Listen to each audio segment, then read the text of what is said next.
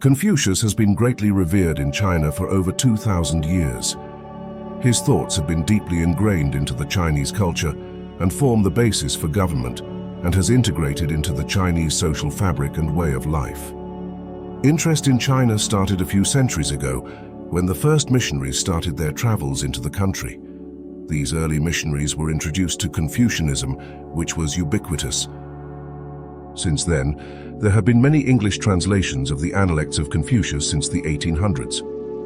Notable authors include James Legge, multiple editions, Ku Hongming, 1898, William Jennings, 1900, Lionel Giles, 1910. There are many more translators that the Channel Master has discovered. Shown on the left is one of Legge's original translations, which is still available for sale. The Channel Master is a proud owner. While his translations are not perfect, Legge did show a tremendous undertaking. The Channel Master feels that it deserves the utmost recognition. Therefore, it is with great pleasure for the Channel Master of this video to share with you Legge's work. The English translations that follow represent the entire text of the Analects of Confucius. They are the work of James Legge. For an introduction to the Analects or the Four Classics, please click on the link above. More modern translations are available in the video details. Legge's work has been arranged and numbered in accordance with the original Chinese scripture. A lot of videos on Confucius's quotes appear to be taken out of context. The English translations that follow represent the entire text. They are the work of James Legge. More modern translations are available in the video details. Note: the original romanization of the names of the disciples of Confucius and other characters have been given up. Instead, they have been replaced by the Hanyu pinyin of the original Chinese characters. Note: the text has also been arranged such that they conform to the original Wikipedia texts. Doing so will prove useful when comparing different translations of Confucius's texts. Note: finally, as the entire video represents the entire translation by Legge, please do use the timeline markers given in the description below to locate your needed texts. And if you find this video useful, please like the video and subscribe to the channel.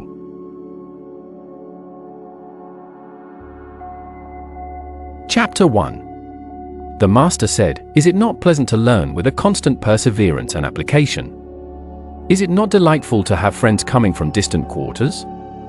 Is he not a man of complete virtue, who feels no discomposure though men may take no note of him?" Chapter 2. The philosopher you said, "They are few who, being filial and fraternal, are fond of offending against their superiors. There have been none who, not liking to offend against their superiors, have been fond of stirring up confusion. The superior man bends his attention to what is radical. That being established, all practical courses naturally grow up. Filial piety and fraternal submission, are they not the root of all benevolent actions?" Chapter 3. The Master said, "Fine words and an insinuating appearance are seldom associated with true virtue." Chapter 4. The philosopher Zhang said, "I daily examine myself on 3 points, whether, in transacting business for others, I may have been not faithful, whether, in intercourse with friends, I may have been not sincere, whether I may have not mastered and practiced the instructions of my teacher." Chapter 5. The Master said, "To rule a country of 1,000 chariots, there must be reverent attention to business, and sincerity, economy in expenditure, and love for men, and the employment of the people at the proper seasons." Chapter 6. The Master said, "A youth, when at home, should be filial, and, abroad, respectful to his elders. He should be earnest and truthful. He should overflow in love to all, and cultivate the friendship of the good. When he has time and opportunity, after the performance of these things, he should employ them in polite studies." Chapter 7. Xue Er said, "If a man withdraws his mind from the love of beauty, and applies it as sincerely to the love of the virtuous, if, in serving his parents, he can exert his utmost strength, if, in serving his prince, he can devote his life, if, in his intercourse with his friends, his words are sincere, although men say that he has not learned, I will certainly say that he has." Chapter 8. 1. The Master said, "If the scholar be not grave, he will not call forth any veneration, and his learning will not be solid. 2. Hold faithfulness and sincerity as first principles. 3. Have no friends not equal to yourself. 4. When you have faults, do not fear to abandon them. Chapter 9. The philosopher Zhang said, "Let there be a careful attention to perform the funeral rites to parents, and let them be followed when long gone with the ceremonies of sacrifice, then the virtue of the people will resume its proper excellence." Chapter 10. Xian asked Kung, saying, "When our master comes to any country, he does not fail to learn all about its government. Does he ask his information? Or is it given to him?" Kung said, "Our master is benign, upright, courteous, temperate, and complaisant, and thus he gets his information." The master's mode of asking information, is it not different from that of other men? Chapter 11. The master said, "While a man's father is alive, look at the bent of his will. When his father is dead, look at his conduct. If for 3 years he does not alter from the way of his father, he may be called filial." Chapter 12. The philosopher Yu said, "In practicing the rules of propriety, a natural ease is to be prized. In the ways prescribed by the ancient kings, this is the excellent quality, and in things small and great we follow them. Yet it is not to be observed in all cases.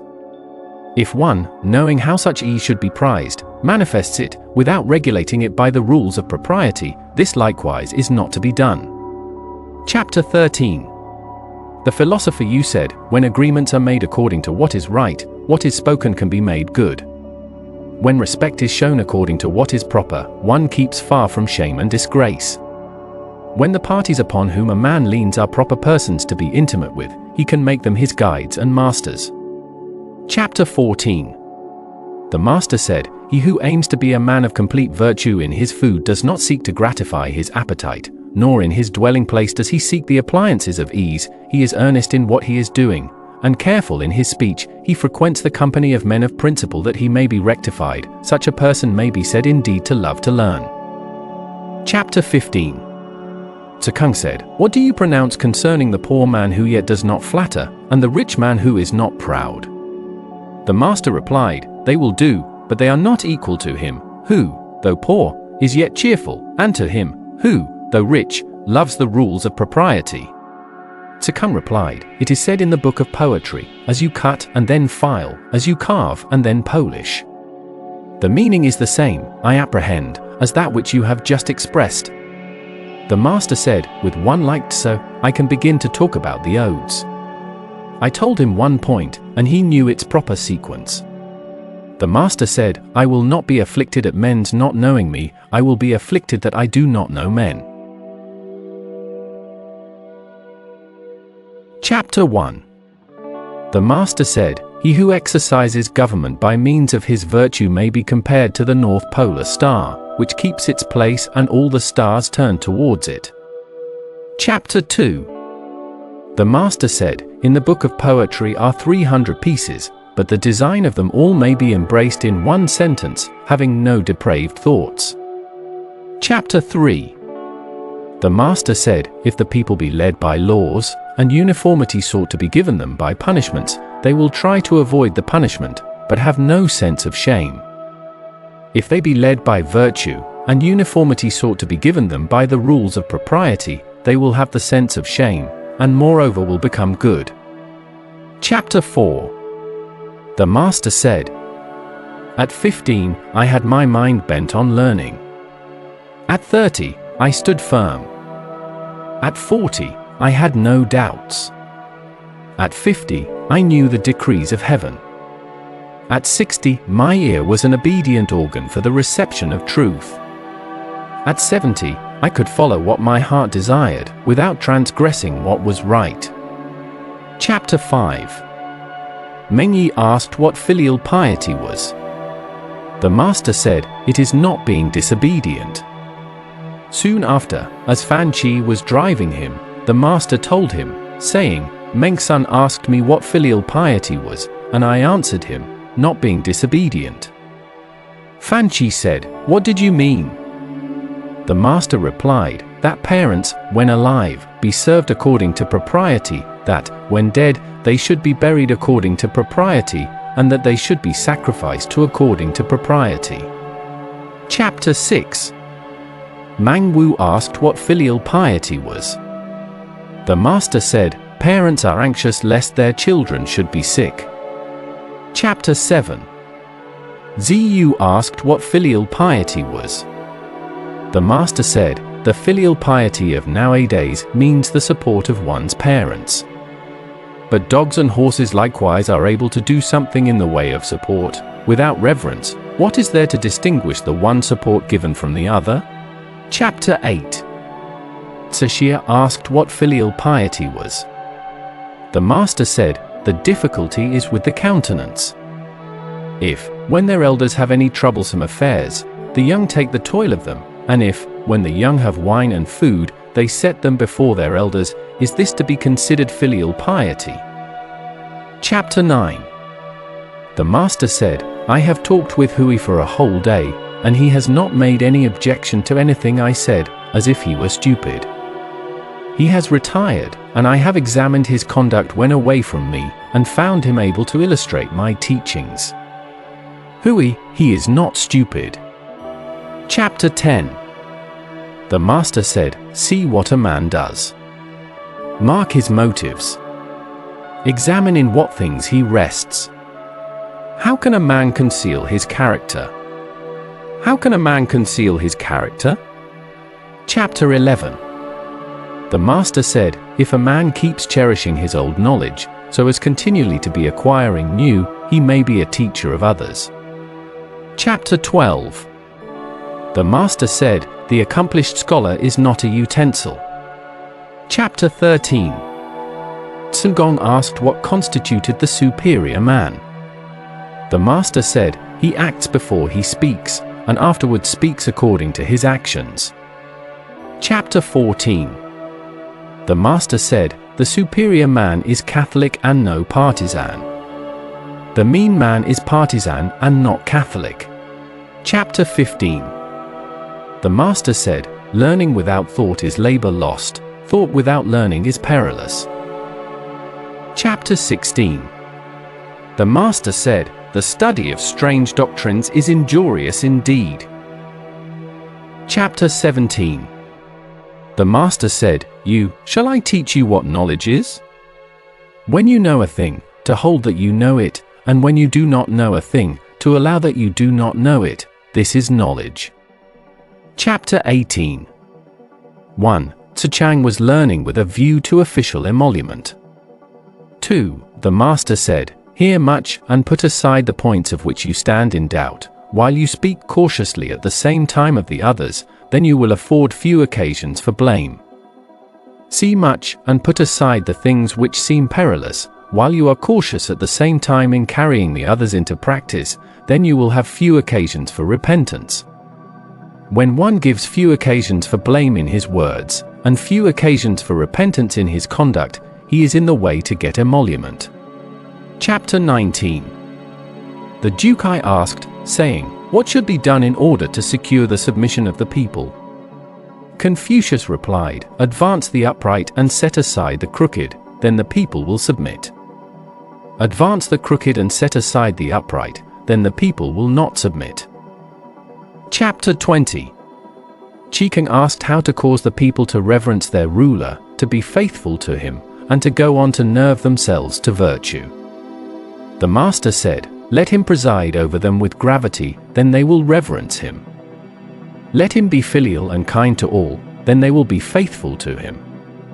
Let him advance the good and teach the incompetent, then they will eagerly seek to be virtuous." Chapter 21. Someone addressed Confucius, saying, "Sir, why are you not engaged in the government?" The master said, "What does the Shu Qing say of filial piety? You are filial, you discharge your brotherly duties. These qualities are displayed in government. This then also constitutes the exercise of government. Why must there be that, making one be in the government?" Chapter 22. The master said, "I do not know how a man without truthfulness is to get on. How can a large carriage be made to go without the crossbar for yoking the oxen to, or a small carriage without the arrangement for yoking the horses? Chapter 23. Chang asked whether the affairs of 10 ages after could be known. Confucius said, the Yin dynasty followed the regulations of the Xiao, wherein it took from or added to them may be known. The Chao dynasty has followed the regulations of Yin, wherein it took from or added to them may be known. Some other may follow the Chao, but though it should be at the distance of 100 ages, its affairs may be known. Chapter 24. The master said, for a man to sacrifice to a spirit which does not belong to him is flattery. To see what is right and not to do it is want of courage. Chapter 1. Confucius said of the head of the Kai family, who had 8 rows of pantomimes in his area, if he can bear to do this, what may he not bear to do? Chapter 2. The 3 families used the young ode, while the vessels were being removed, at the conclusion of the sacrifice. The master said, assisting other princes, the Son of Heaven looks profound and grave. What application can these words have in the hall of the 3 families? Chapter 3. The master said, if a man be without the virtues proper to humanity, what has he to do with the rights of propriety? If a man be without the virtues proper to humanity, what has he to do with music? Chapter 4. Lin Fang asked what was the first thing to be attended to in ceremonies. The master said, a great question indeed. In festive ceremonies, it is better to be sparing than extravagant. In the ceremonies of mourning, it is better that there be deep sorrow than a minute attention to observances. Chapter 5. The master said, the rude tribes of the east and north have their princes, and are not like the states of our great land which are without them. Chapter 6. The chief of the Kai family was about to sacrifice to the Tiari mountain. The master said to Zhong Yu, can you not save him from this? He answered, I cannot. Confucius said, alas! Will you say that the Tiari mountain is not so discerning as Lin Fang? Chapter 7. The master said, the student of virtue has no contentions. If it be said he cannot avoid them, shall this be in archery? But he bows complacently to his competitors, thus he ascends the hall, descends, and exacts the forfeit of drinking. In his contention, he is still the chunser. Chapter 8. Xiu asked, saying, what is the meaning of the passage, the pretty dimples of her artful smile? The well-defined black and white of her eye? The plain ground for the colors? The master said, the business of laying on the colors follows, the preparation of the plain ground. Ceremonies then are a subsequent thing? The master said, it is Xiong who can bring out my meaning. Now I can begin to talk about the odes with him. Chapter 9. The master said, I could describe the ceremonies of the Xiu dynasty, but Kai cannot sufficiently attest my words. I could describe the ceremonies of the Yin dynasty, but Sung cannot sufficiently attest my words. They cannot do so, because of the insufficiency of their records and wise men. If those were sufficient, I could adduce them in support of my words. Chapter 10. The master said, at the great sacrifice, after the pouring out of the libation, I have no wish to look on. Chapter 11. Someone asked the meaning of the great sacrifice. The master said, I do not know. He who knew its meaning would find it as easy to govern the kingdom as to look on this, pointing to his palm. Chapter 12. He sacrificed to the dead, as if they were present. He sacrificed to the spirits, as if the spirits were present. The master said, I consider my not being present at the sacrifice, as if I did not sacrifice. Chapter 13. Wang Sun Kia asked, saying, what is the meaning of the saying, it is better to pay court to the furnace than to the southwest corner? The master said, not so. He who offends against heaven has none to whom he can pray. Chapter 14. The master said, Chao had the advantage of viewing the 2 past dynasties. How complete and elegant are its regulations! I follow Chao. Chapter 15. The master, when he entered the grand temple, asked about everything. Someone said, who will say that the son of the man of Tsao knows the rules of propriety? He has entered the grand temple and asks about everything. The master heard the remark, and said, this is a rule of propriety. Chapter 16. The master said, "In archery it is not going through the leather which is the principal thing, because people's strength is not equal." This was the old way. Chapter 17. Kang wished to do away with the offering of a sheep connected with the inauguration of the first day of each month. The master said, "Say, you love the sheep, I love the ceremony." Chapter 18. The master said, "The full observance of the rules of propriety in serving one's prince is accounted by people to be flattery." Chapter 19. The Duke Ting asked how a prince should employ his ministers, and how ministers should serve their prince. Confucius replied, "A prince should employ his minister according to the rules of propriety, ministers should serve their prince with faithfulness." Chapter 20. The master said, "The Quanzu is expressive of enjoyment without being licentious, and of grief without being hurtfully excessive." Chapter 21. The Duke Er asked Tai Bo about the altars of the spirits of the land. Tai Bo replied, "The Xue Er sovereign planted the pine tree about them, the men of the Yin planted the cypress, and the men of the Chao planted the chestnut tree, meaning thereby to cause the people to be in awe." When the master heard it, he said, "Things that are done, it is needless to speak about; things that have had their course, it is needless to remonstrate about; things that are past, it is needless to blame." Chapter 22. The master said, "Small indeed was the capacity of Chang." Someone said, "Was Chang parsimonious?" Quan, was the reply, had the sang Kui, and his officers performed no double duties, how can he be considered parsimonious? Then, did Chang know the rules of propriety? The master said, "The princes of states have a screen intercepting the view at their gates." Quan had likewise a screen at his gate. The princes of states on any friendly meeting between two of them, had a stand on which to place their inverted cups. Quan had also such a stand. If Quan knew the rules of propriety, who does not know them? Chapter 23.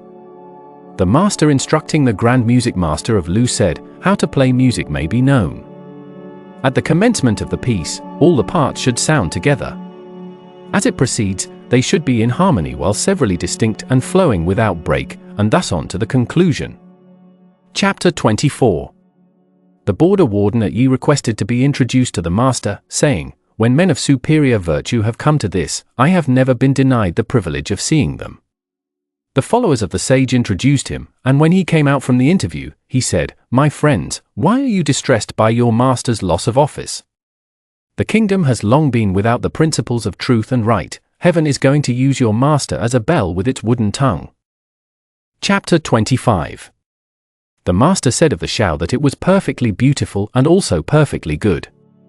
He said of the Wu that it was perfectly beautiful but not perfectly good. Chapter 26. The master said, "High station filled without indulgent generosity, ceremonies performed without reverence, mourning conducted without sorrow, wherewith should I contemplate such ways?"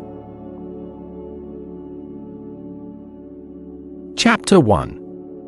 The master said, "It is virtuous manners which constitute the excellence of a neighborhood. If a man in selecting a residence, do not fix on one where such prevail, how can he be wise?" Chapter 2.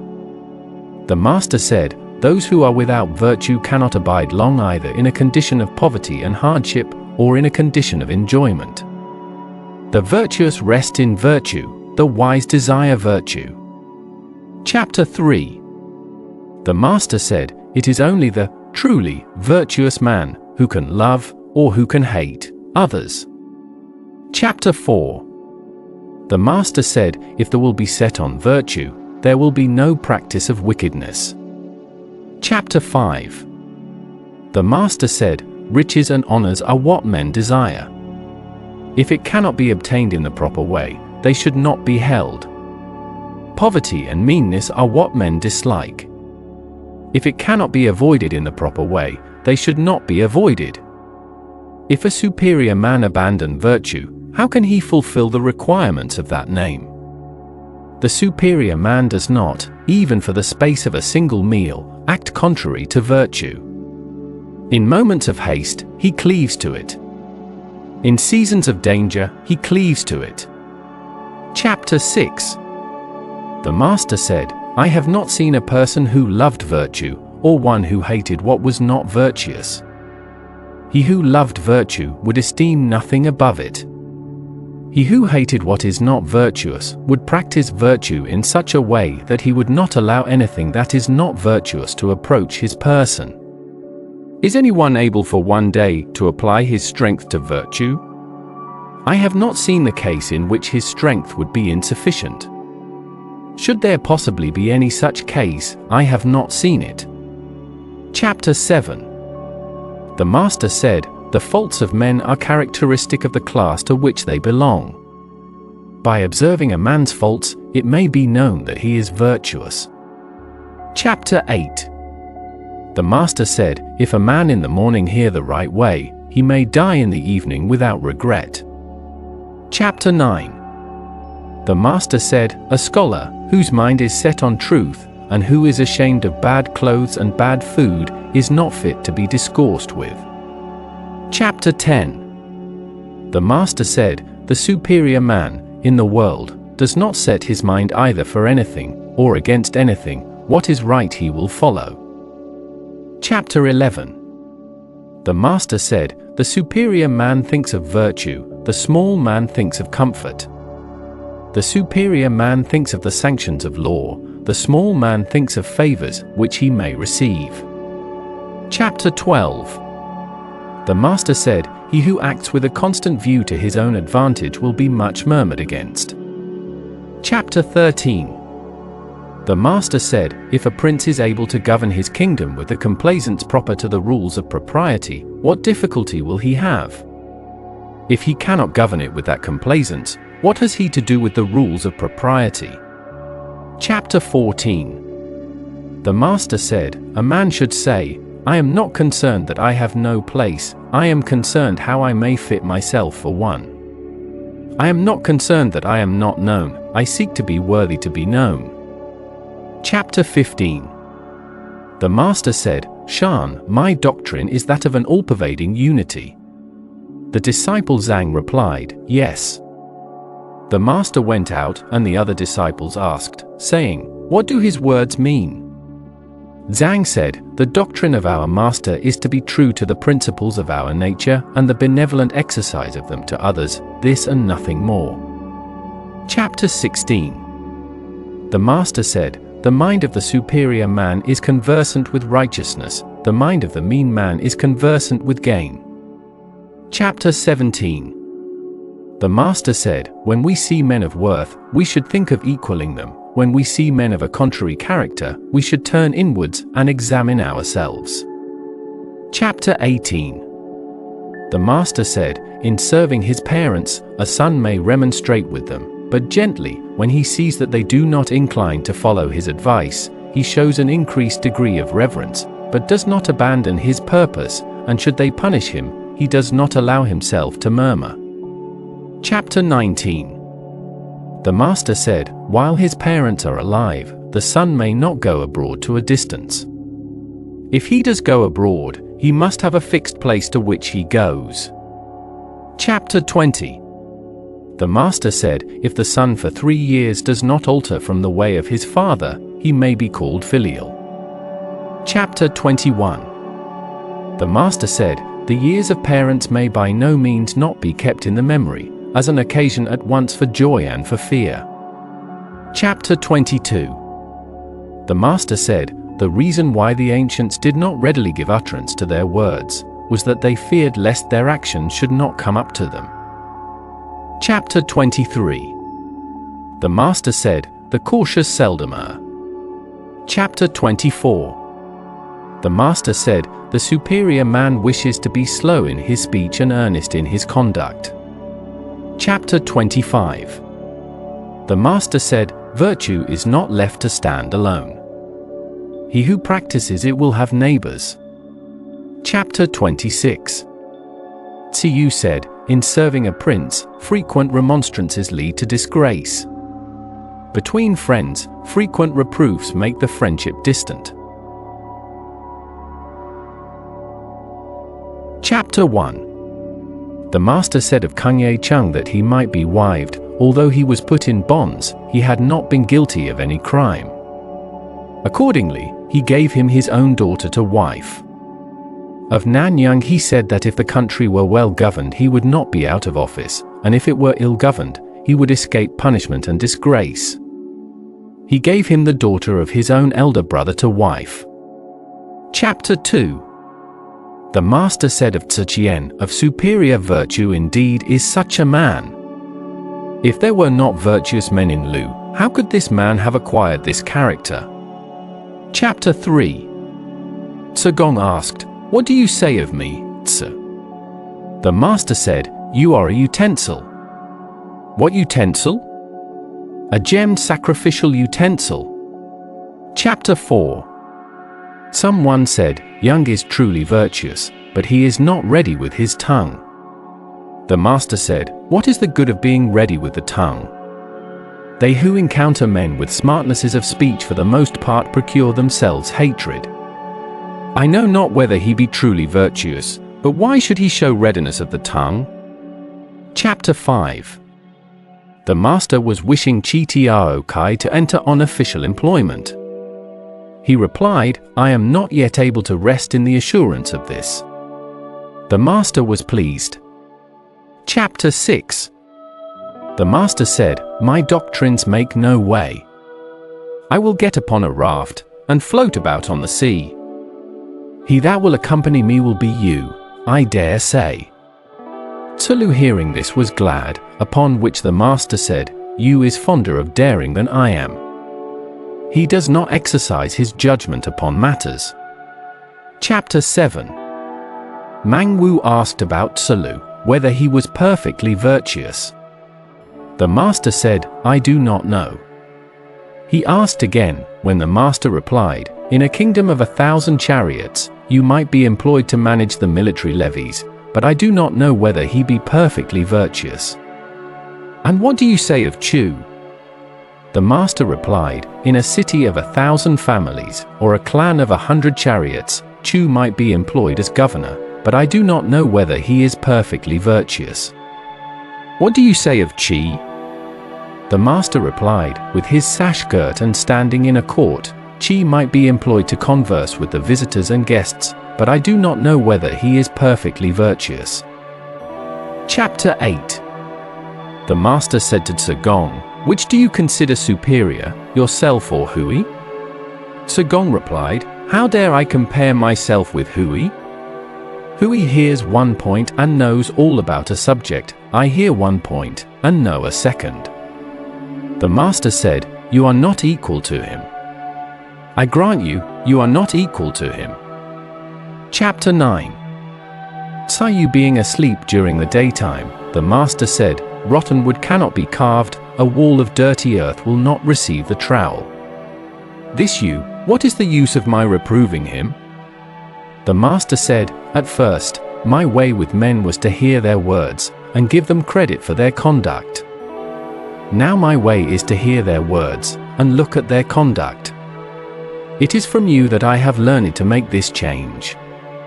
Chapter 10. The master said, "I have not seen a firm and unbending man." Someone replied, "There is Xian Chang." "Chang," said the master, "is under the influence of his passions. How can he be pronounced firm and unbending?" Chapter 11. Gong said, "What I do not wish men to do to me, I also wish not to do to men." The master said, "Say, you have not attained to that." Chapter 12. Gong said, "The master's personal displays of his principles and ordinary descriptions of them may be heard. His discourses about man's nature and the way of heaven cannot be heard." Chapter 13. When Tzu heard anything, if he had not yet succeeded in carrying it into practice, he was only afraid lest he should hear something else. Chapter 14. Gong asked, saying, "On what ground did Kung Wen get that title of Wen?" The master said, "He was of an active nature and yet fond of learning, and he was not ashamed to ask and learn of his inferiors. On these grounds he has been styled Wen." Chapter 15. The master said of Zi that he had 4 of the characteristics of a superior man. In his conduct of himself, he was humble, in serving his superiors, he was respectful, in nourishing the people, he was kind, in ordering the people, he was just. Chapter 16. The master said, Yan Ping knew well how to maintain friendly intercourse. The acquaintance might be long, but he showed the same respect as at first. Chapter 17. The master said, Zhang Wen kept a large tortoise in a house, on the capitals of the pillars of which he had hills made, and with representations of duckweed on the small pillars above the beam supporting the rafters. Of what sort was his wisdom? Chapter 18. Chang asked, saying, the minister Xue Wen thrice took office, and manifested no joy in his countenance. Thrice he retired from office, and manifested no displeasure. He made it a point to inform the new minister of the way in which he had conducted the government. What do you say of him? The master replied, he was loyal. Was he perfectly virtuous? I do not know. How can he be pronounced perfectly virtuous? Chang proceeded, when the officer Kui killed the prince of Qi, Xian Wen, though he was the owner of 40 horses, abandoned them and left the country. Coming to another state, he said, they are here like our great officer, Kui, and left it. He came to a second state, and with the same observation left it also. What do you say of him? The master replied, he was pure. Was he perfectly virtuous? I do not know. How can he be pronounced perfectly virtuous? Chapter 19. Kai Wen thought thrice, and then acted. When the master was informed of it, he said, twice may do. Chapter 20. The master said, when good order prevailed in his country, Ning Wu acted the part of a wise man. When his country was in disorder, he acted the part of a stupid man. Others may equal his wisdom, but they cannot equal his stupidity. Chapter 21. When the master was in Chan, he said, let me return. Let me return. The little children of my school are ambitious and too hasty. They are accomplished and complete so far, but they do not know how to restrict and shape themselves. Chapter 22. The master said, Po Yi and Shu Qi did not keep the former wickednesses of men in mind, and hence the resentments directed towards them were few. Chapter 23. The master said, who says of Wei Zheng cow that he is upright? One begged some vinegar of him, and he begged it of a neighbor and gave it to the man. Chapter 24. The master said, fine words, an insinuating appearance, an excessive respect, so Chuming was ashamed of them. I also am ashamed of them. To conceal resentment against a person, and appear friendly with him, so Chuming was ashamed of such conduct. I also am ashamed of it. Chapter 25. Yan Yuan and Ji Lu being by his side, the master said to them, come, let each of you tell his wishes. Lu said, I should like, having chariots and horses, and light fur dresses, to share them with my friends, and though they should spoil them, I would not be displeased. Yan Yuan said, I should like not to boast of my excellence, nor to make a display of my meritorious deeds. Lu then said, I should like, sir, to hear your wishes. The master said, they are, in regard to the aged, to give them rest, in regard to friends, to show them sincerity, in regard to the young, to treat them tenderly. Chapter 26. The master said, it is all over. I have not yet seen one who could perceive his faults, and inwardly accuse himself. Chapter 27. The master said, in a hamlet of 10 families, there may be found one honorable and sincere as I am, but not so fond of learning. Chapter 1. The master said, there is young, he might occupy the place of a prince.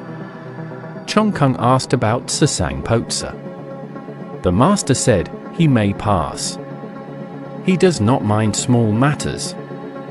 Chang said, if a man cherish in himself a reverential feeling of the necessity of attention to business, though he may be easy in small matters in his government of the people, that may be allowed. But if he cherish in himself that easy feeling, and also carry it out in his practice, is not such an easy mode of procedure excessive? The master said, Yang's words are right. Chapter 2. The Dukai asked which of the disciples loved to learn. Confucius replied to him, there was Yan Hui, he loved to learn. He did not transfer his anger, he did not repeat a fault. Unfortunately, his appointed time was short and he died, and now there is not such another. I have not yet heard of anyone who loves to learn as he did. Chapter 3. Siwa being employed on a mission to Kai, the disciple Zon requested grain for his mother. The master said, give her a fu. Yen requested more. Give her an yu, said the master. Yen gave her 5 ping. The master said, when she was proceeding to Kai, he had fat horses to his carriage, and warlike furs. I have heard that a superior man helps the distressed, but does not add to the wealth of the rich. Yuan Zi being made governor of his town by the master, he gave him 900 measures of grain, but Zi declined them. The master said, do not decline them. May you not give them away in the neighborhoods, hamlets, towns, and villages? Chapter 4. The master, speaking of Chang, said, if the calf of a brindled cow be red and horned, although men may not wish to use it, would the spirits of the mountains and rivers put it aside? Chapter 5. The master said, such was Hui that for 3 months there would be nothing in his mind contrary to perfect virtue. The others may attain to this on some days or in some months, but nothing more. Chapter 6. Ji Shi asked about Chang Yu, whether he was fit to be employed as an officer of government. The master said, Yu is a man of decision, what difficulty would he find in being an officer of government?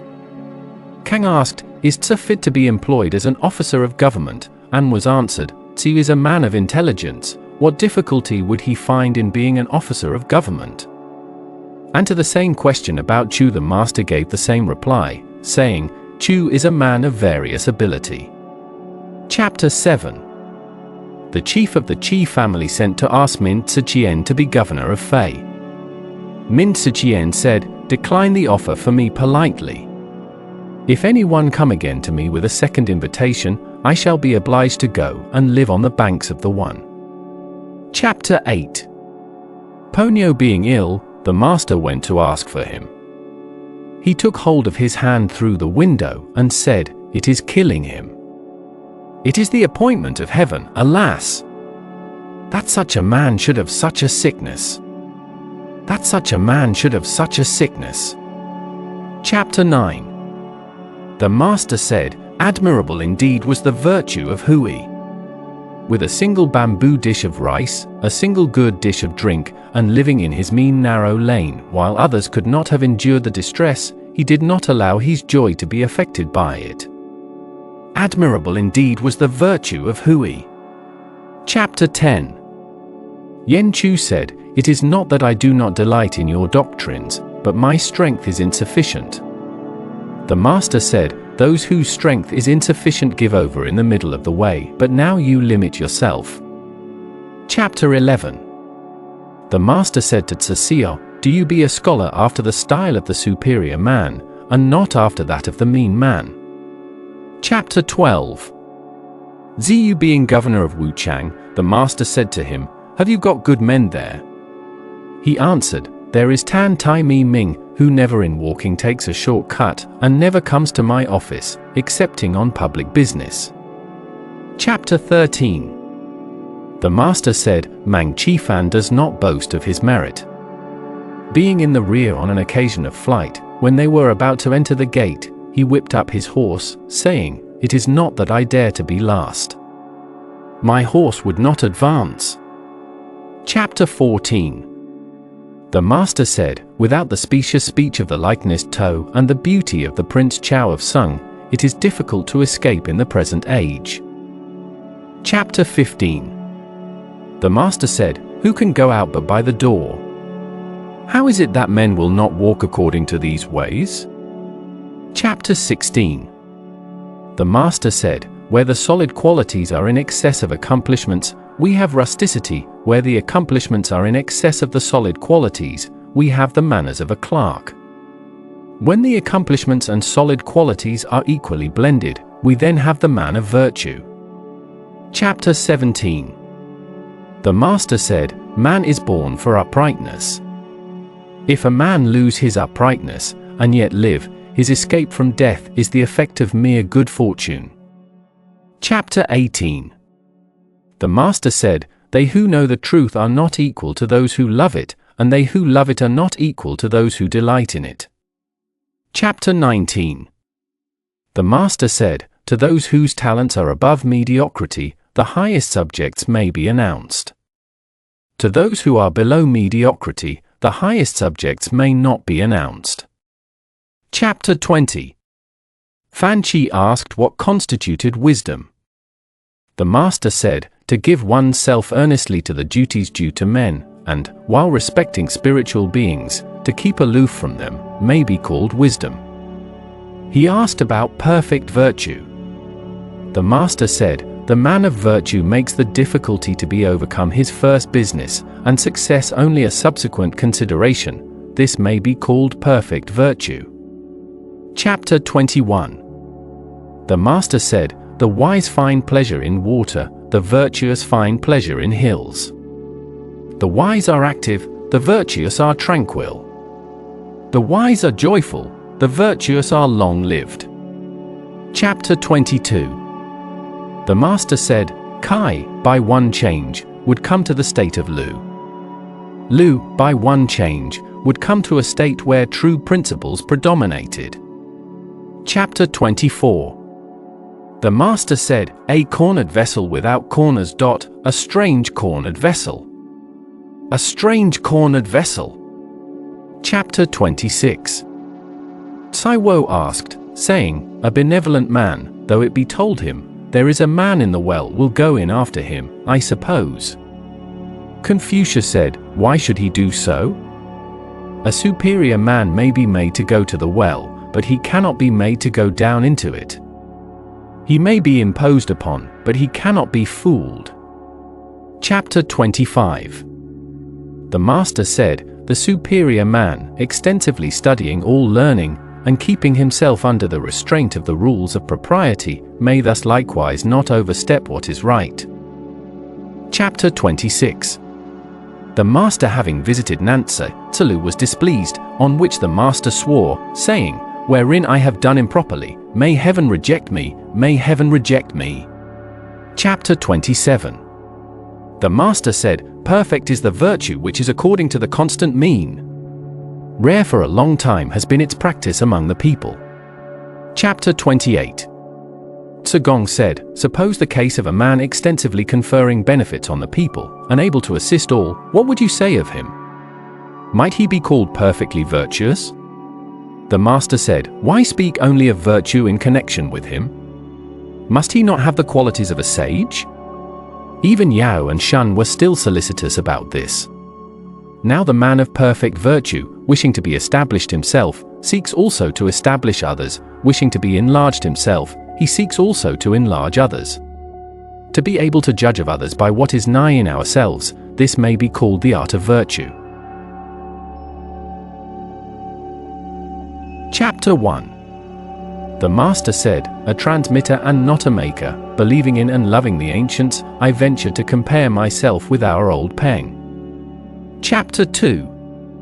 The Master said, "The silent treasuring up of knowledge, learning without satiety, and instructing others without being wearied, which one of these things belongs to me?" Chapter 3. The Master said, "The leaving virtue without proper cultivation, the not thoroughly discussing what is learned, not being able to move towards righteousness of which a knowledge is gained, and not being able to change what is not good, these are the things which occasion me solicitude." Chapter 4. When the Master was unoccupied with business, his manner was easy, and he looked pleased. Chapter 5. The master said, "Extreme is my decay. For a long time, I have not dreamed, as I was wont to do, that I saw the Duke of Chao." Chapter 6. The master said, "Let the will be set on the path of duty. Let every attainment in what is good be firmly grasped. Let perfect virtue be accorded with. Let relaxation and enjoyment be found in the polite arts." Chapter 7. The master said, "From the man bringing his bundle of dried flesh for my teaching upwards, I have never refused instruction to anyone." Chapter 8. The master said, "I do not open up the truth to one who is not eager to get knowledge, nor help out anyone who is not anxious to explain himself. When I have presented one corner of a subject to anyone, and he cannot from it learn the other three, I do not repeat my lesson." Chapter 9. When the master was eating by the side of a mourner, he never ate to the full. He did not sing on the same day in which he had been weeping. Chapter 10. The master said to Yan Yuan, when called to office, to undertake its duties, when not so called, to lie retired, "It is only I and you who have attained to this." Tzu said, "If you had the conduct of the armies of a great state, whom would you have to act with you?" The master said, "I would not have him to act with me, who will unarmed attack a tiger, or cross a river without a boat, dying without any regret. My associate must be the man who proceeds to action full of solicitude, who is fond of adjusting his plans, and then carries them into execution." Chapter 11. The master said, "If the search for riches is sure to be successful, though I should become a groom with whip in hand to get them, I will do so. As the search may not be successful, I will follow after that which I love." Chapter 12. The things in reference to which the master exercised the greatest caution were fasting, war, and sickness. Chapter 13. When the master was in Qi, he heard the Shao, and for 3 months did not know the taste of flesh. "I did not think," he said, "that music could have been made so excellent as this." Chapter 14. Yan Yu said, "Is our master for the ruler of Wei?" Gong said, "Oh, I will ask him." He went in accordingly, and said, "What sort of men were Po Yi and Shu Qi?" "They were ancient worthies," said the master. "Did they have any repinings because of their course?" The master again replied, "They sought to act virtuously, and they did so. What was there for them to repine about?" On this, Gong went out and said, "Our master is not for him." Chapter 15. The master said, "With coarse rice to eat, with water to drink, and my bended arm for a pillow, I have still joy in the midst of these things. Riches and honors acquired by unrighteousness are to me as a floating cloud." Chapter 16.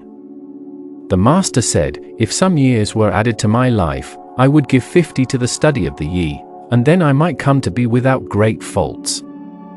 Chapter 17.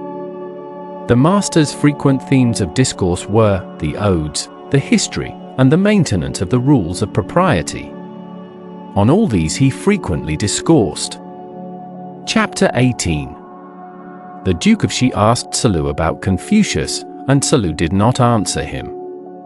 The master said, "Why did you not say to him, 'He is simply a man, who in his eager pursuit of knowledge forgets his food, who in the joy of its attainment forgets his sorrows, and who does not perceive that old age is coming on?'" Chapter 19. The master said, "I am not one who was born in the possession of knowledge, I am one who is fond of antiquity, and earnest in seeking it there." Chapter 20.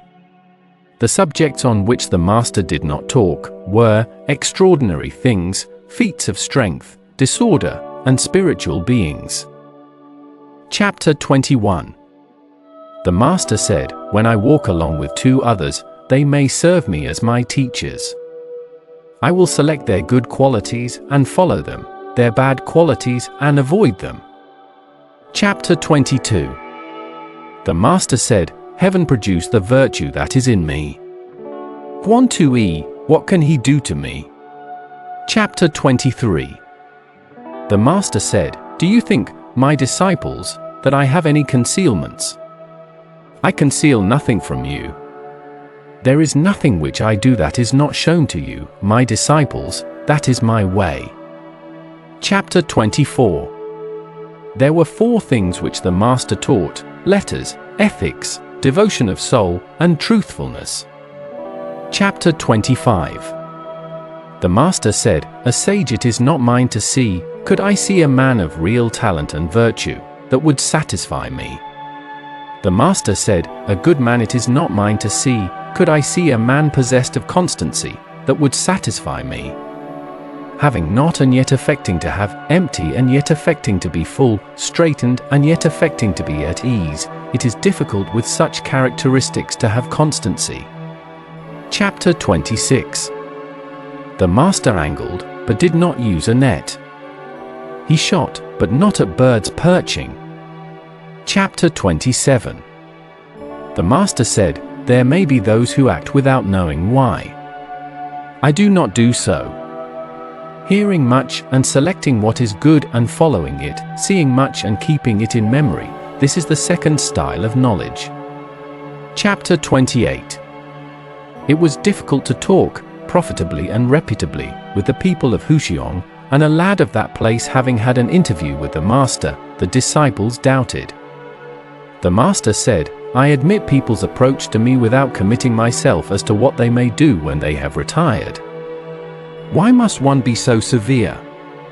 If a man purify himself to wait upon me, I receive him so purified, without guaranteeing his past conduct." Chapter 29. The Master said, "Is virtue a thing remote? I wish to be virtuous, and lo, virtue is at hand." Chapter 30. The Minister of Crime of Chan asked whether the Duke Chao knew propriety, and Confucius said, he knew propriety. Confucius having retired, the minister bowed to Wu Ma Kai to come forward, and said, "I have heard that the superior man is not a partisan. May the superior man be a partisan also?" The prince married a daughter of the house of Wu of the same surname with himself, and called her the eldest of Wu. If the prince knew propriety, who does not know it? Wu Ma Kai reported these remarks, and the Master said, "I am fortunate. If I have any errors, people are sure to know them." Chapter 31. When the Master was in company with a person who was singing, if he sang well, he would make him repeat the song, while he accompanied it with his own voice. Chapter 32. The Master said, "In letters I am perhaps equal to other men, but the character of the superior man, carrying out in his conduct what he professes, is what I have not yet attained to." Chapter 33. The Master said, "The sage and the man of perfect virtue, how dare I rank myself with them? It may simply be said of me, that I strive to become such without satiety, and teach others without weariness." Gong Hua said, "This is just what we, the disciples, cannot imitate you in." Chapter 34. The Master being very sick, Tzu asked leave to pray for him.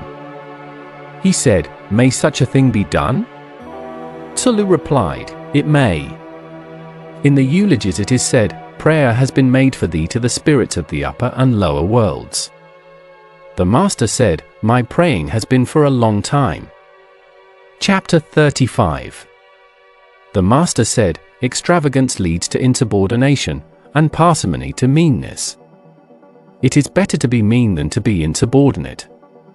Chapter 36. The Master said, "The superior man is satisfied and composed, the mean man is always full of distress." Chapter 37. The Master was mild, and yet dignified, majestic, and yet not fierce, respectful, and yet easy. Chapter 1. The Master said, Tai Po may be said to have reached the highest point of virtuous action. Thrice he declined the kingdom, and the people in ignorance of his motives could not express their approbation of his conduct. Chapter 2. The Master said, Respectfulness, without the rules of propriety, becomes laborious bustle. Carefulness, without the rules of propriety, becomes timidity. Boldness, without the rules of propriety, becomes insubordination. Straightforwardness, without the rules of propriety, becomes rudeness. When those who are in high stations perform well all their duties to their relations, the people are aroused to virtue. When old friends are not neglected by them, the people are preserved from meanness. Chapter 3. The philosopher Zheng being ill, he called to him the disciples of his school, and said, "Uncover my feet, uncover my hands." It is said in the book of poetry, we should be apprehensive and cautious, as if on the brink of a deep gulf, as if treading on thin ice, and so have I been. Now and hereafter, I know my escape from all injury to my person, oh yeah, my little children. Chapter 4. The philosopher Zheng being ill, Chang went to ask how he was. Zhang said to him, "When a bird is about to die, its notes are mournful. When a man is about to die, his words are good." There are 3 principles of conduct which the man of high rank should consider specially important: that in his deportment and manner he keep from violence and heedlessness, that in regulating his countenance he keep near to sincerity, and that in his words and tones he keep far from lowness and impropriety. As to such matters as attending to the sacrificial vessels, there are the proper officers for them. Chapter 5. The philosopher Zheng said, "Gifted with ability, and yet putting questions to those who were not so, possessed of much, and yet putting questions to those possessed of little, having, as though he had not, full, and yet counting himself as empty, offended against, and yet entering into no altercation. Formerly I had a friend who pursued this style of conduct." Chapter 6. The philosopher Zheng said, "Suppose that there is an individual who can be entrusted with the charge of a young orphan prince, and can be commissioned with authority over a state of 100 li, and whom no emergency however great can drive from his principles. Is such a man a superior man? He is a superior man indeed." Chapter 7. The philosopher Zheng said, "The officer may not be without breadth of mind and vigorous endurance. His burden is heavy and his course is long. Perfect virtue is the burden which he considers it is his to sustain. Is it not heavy? Only with death does his course stop. Is it not long?" Chapter 8. The master said, "It is by the odes that the mind is aroused. It is by the rules of propriety that the character is established. It is from music that the finish is received." Chapter 9. The master said, "The people may be made to follow a path of action, but they may not be made to understand it." Chapter 10. The master said, "The man who is fond of daring and is dissatisfied with poverty will proceed to insubordination.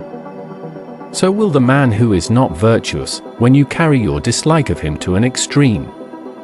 Chapter 11. The master said, "Though a man have abilities as admirable as those of the Duke of Chao, yet if he be proud and niggardly, those other things are really not worth being looked at." Chapter 12.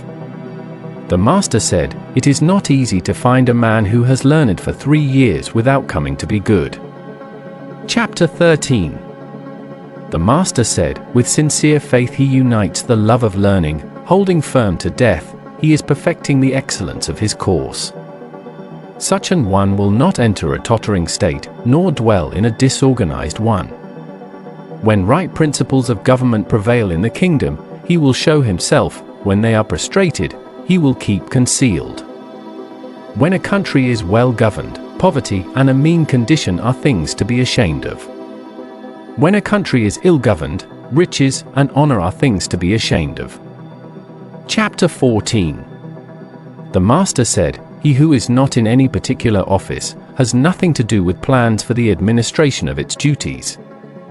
Chapter 15. The master said, "When the music master Qi first entered on his office, the finish of the Quanzu was magnificent, how it filled the ears." Chapter 16. The master said, "Ardent and yet not upright, stupid and yet not attentive, simple and yet not sincere, such persons I do not understand." Chapter 17. The master said, learn as if you could not reach your object, and were always fearing also lest you should lose it. Chapter 18. The master said, how majestic was the manner in which Shan and Yu held possession of the empire, as if it were nothing to them. Chapter 19. The master said, great indeed was Yao as a sovereign. How majestic was he! It is only heaven that is grand, and only Yao corresponded to it. How vast was his virtue! The people could find no name for it. How majestic was he in the works which he accomplished!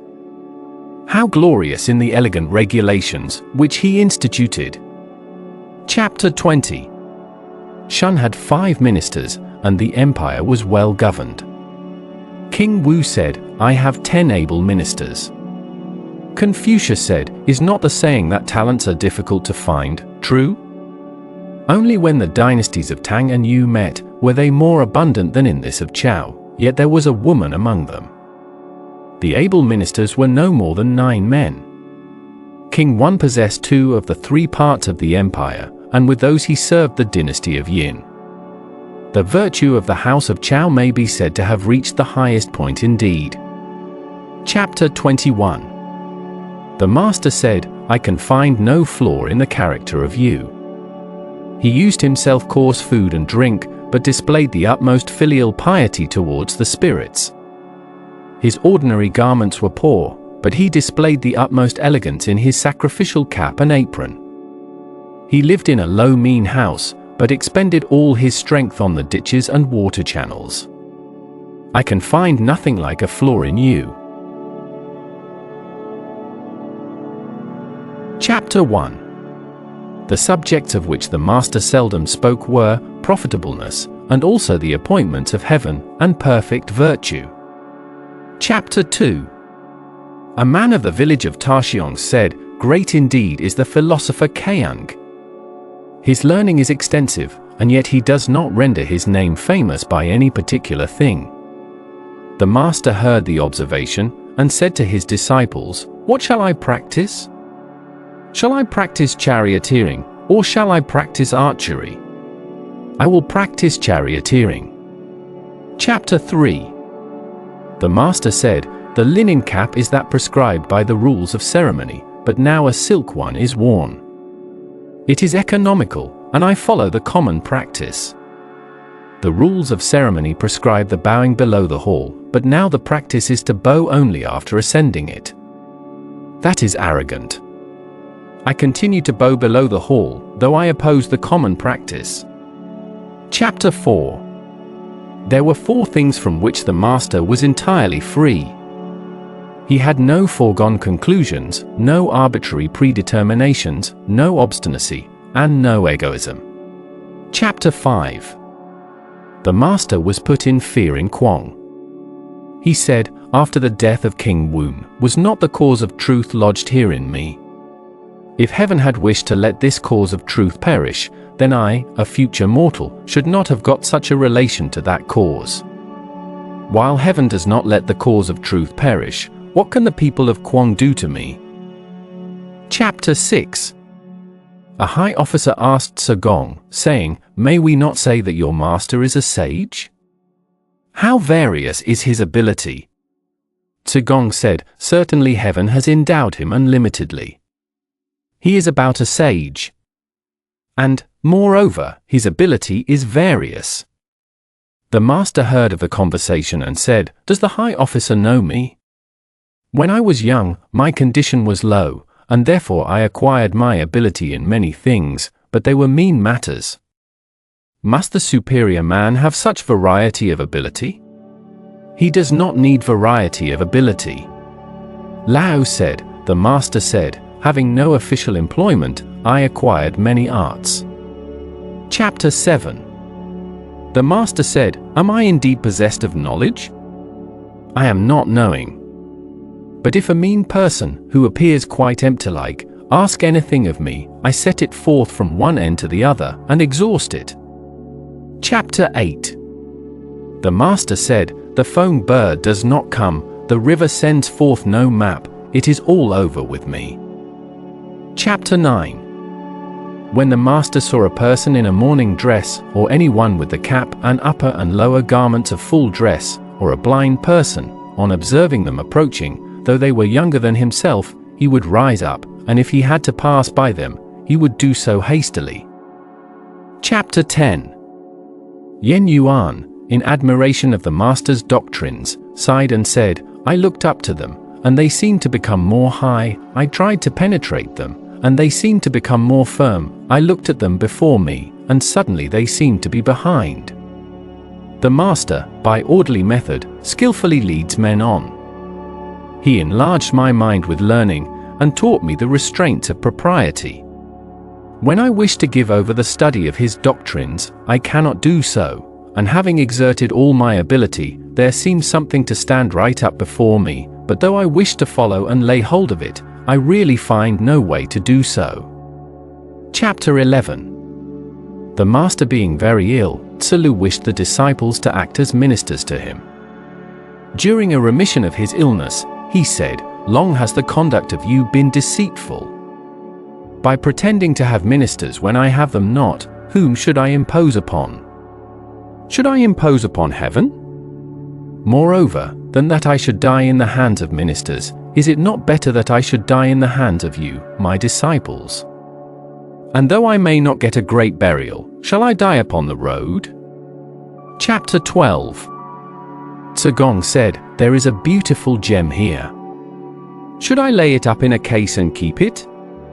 Or should I seek for a good price and sell it? The master said, Sell it. Sell it. But I would wait for one to offer the price. Chapter 13. The master was wishing to go and live among the 9 wild tribes of the East. Some once said, They are rude. How can you do such a thing? The master said, If a superior man dwelt among them, what rudeness would there be? Chapter 14. The master said, I returned from Wei to Lu, and then the music was reformed, and the pieces in the royal songs and praise songs all found their proper places. Chapter 15. The master said, Abroad, to serve the high ministers and nobles, at home, to serve one's father and elder brothers, in all duties to the dead, not to dare not to exert oneself, and not to be overcome of wine. Which one of these things do I attain to? Chapter 16. The master standing by a stream, said, It passes on just like this, not ceasing day or night. Chapter 17. The master said, I have not seen one who loves virtue as he loves beauty. Chapter 18. The master said, The prosecution of learning may be compared to what may happen in raising a mound. If there want but one basket of earth to complete the work, and I stop, the stopping is my own work. It may be compared to throwing down the earth on the level ground. Though but one basketful is thrown at a time, the advancing with it is my own going forward. Chapter 19. The master said, never flagging when I set forth anything to him, that is Hui. Chapter 20. The master said of Yan Yuan, alas! I saw his constant advance. I never saw him stop in his progress. Chapter 21. The master said, there are cases in which the blade springs, but the plant does not go on to flower. There are cases where it flowers, but no fruit is subsequently produced. Chapter 22. The master said, a youth is to be regarded with respect. How do we know that his future will not be equal to our present? If he reach the age of 40 or 50 and has not made himself heard of, then indeed he will not be worth being regarded with respect. Chapter 23. The master said, can men refuse to assent to the words of strict admonition? But it is reforming the conduct because of them which is valuable. Can men refuse to be pleased with words of gentle advice? But it is unfolding their aim which is valuable.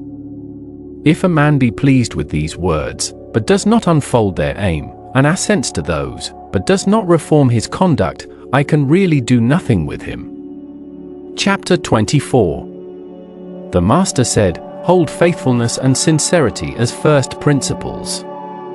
Have no friends not equal to yourself. When you have faults, do not fear to abandon them." Chapter 25. The master said, "The commander of the forces of a large state may be carried off, but the will of even a common man cannot be taken from him." Chapter 26.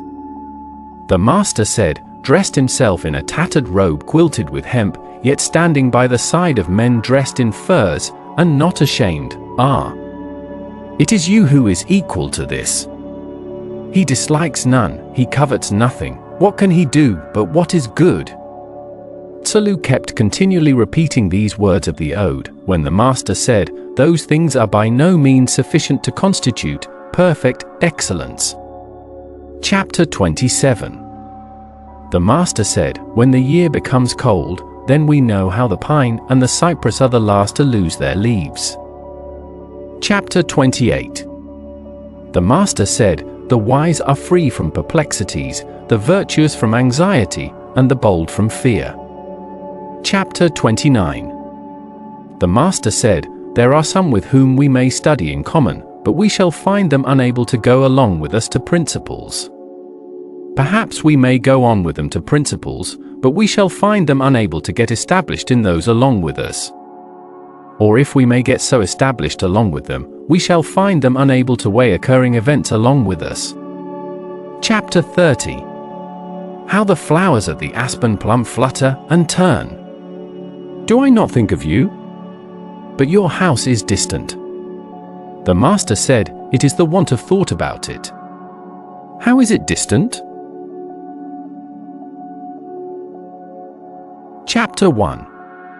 Confucius, in his village, looked simple and sincere, and as if he were not able to speak. When he was in the prince's ancestorial temple, or in the court, he spoke minutely on every point, but cautiously. Chapter 2. When he was waiting at court, in speaking with the great officers of the lower grade, he spake freely, but in a straightforward manner. In speaking with those of the higher grade, he did so blandly, but precisely. When the ruler was present, his manner displayed respectful uneasiness. It was grave, but self-possessed. Chapter 3. When the prince called him to employ him in the reception of a visitor, his countenance appeared to change, and his legs to move forward with difficulty.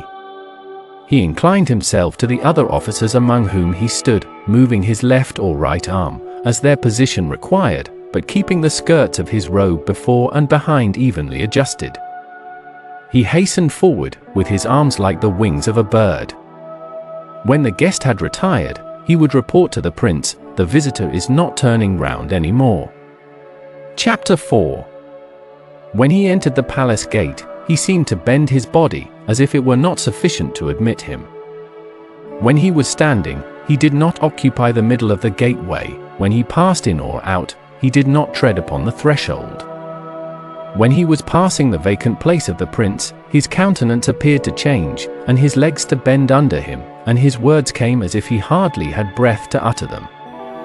He ascended the reception hall, holding up his robe with both his hands, and his body bent, holding in his breath also, as if he dared not breathe. When he came out from the audience, as soon as he had descended one step, he began to relax his countenance, and had a satisfied look. When he had got to the bottom of the steps, he advanced rapidly to his place, with his arms like wings, and on occupying it, his manner still showed respectful uneasiness. Chapter 5. When he was carrying the scepter of his ruler, he seemed to bend his body, as if he were not able to bear its weight. He did not hold it higher than the position of the hands in making a bow, nor lower than their position in giving anything to another.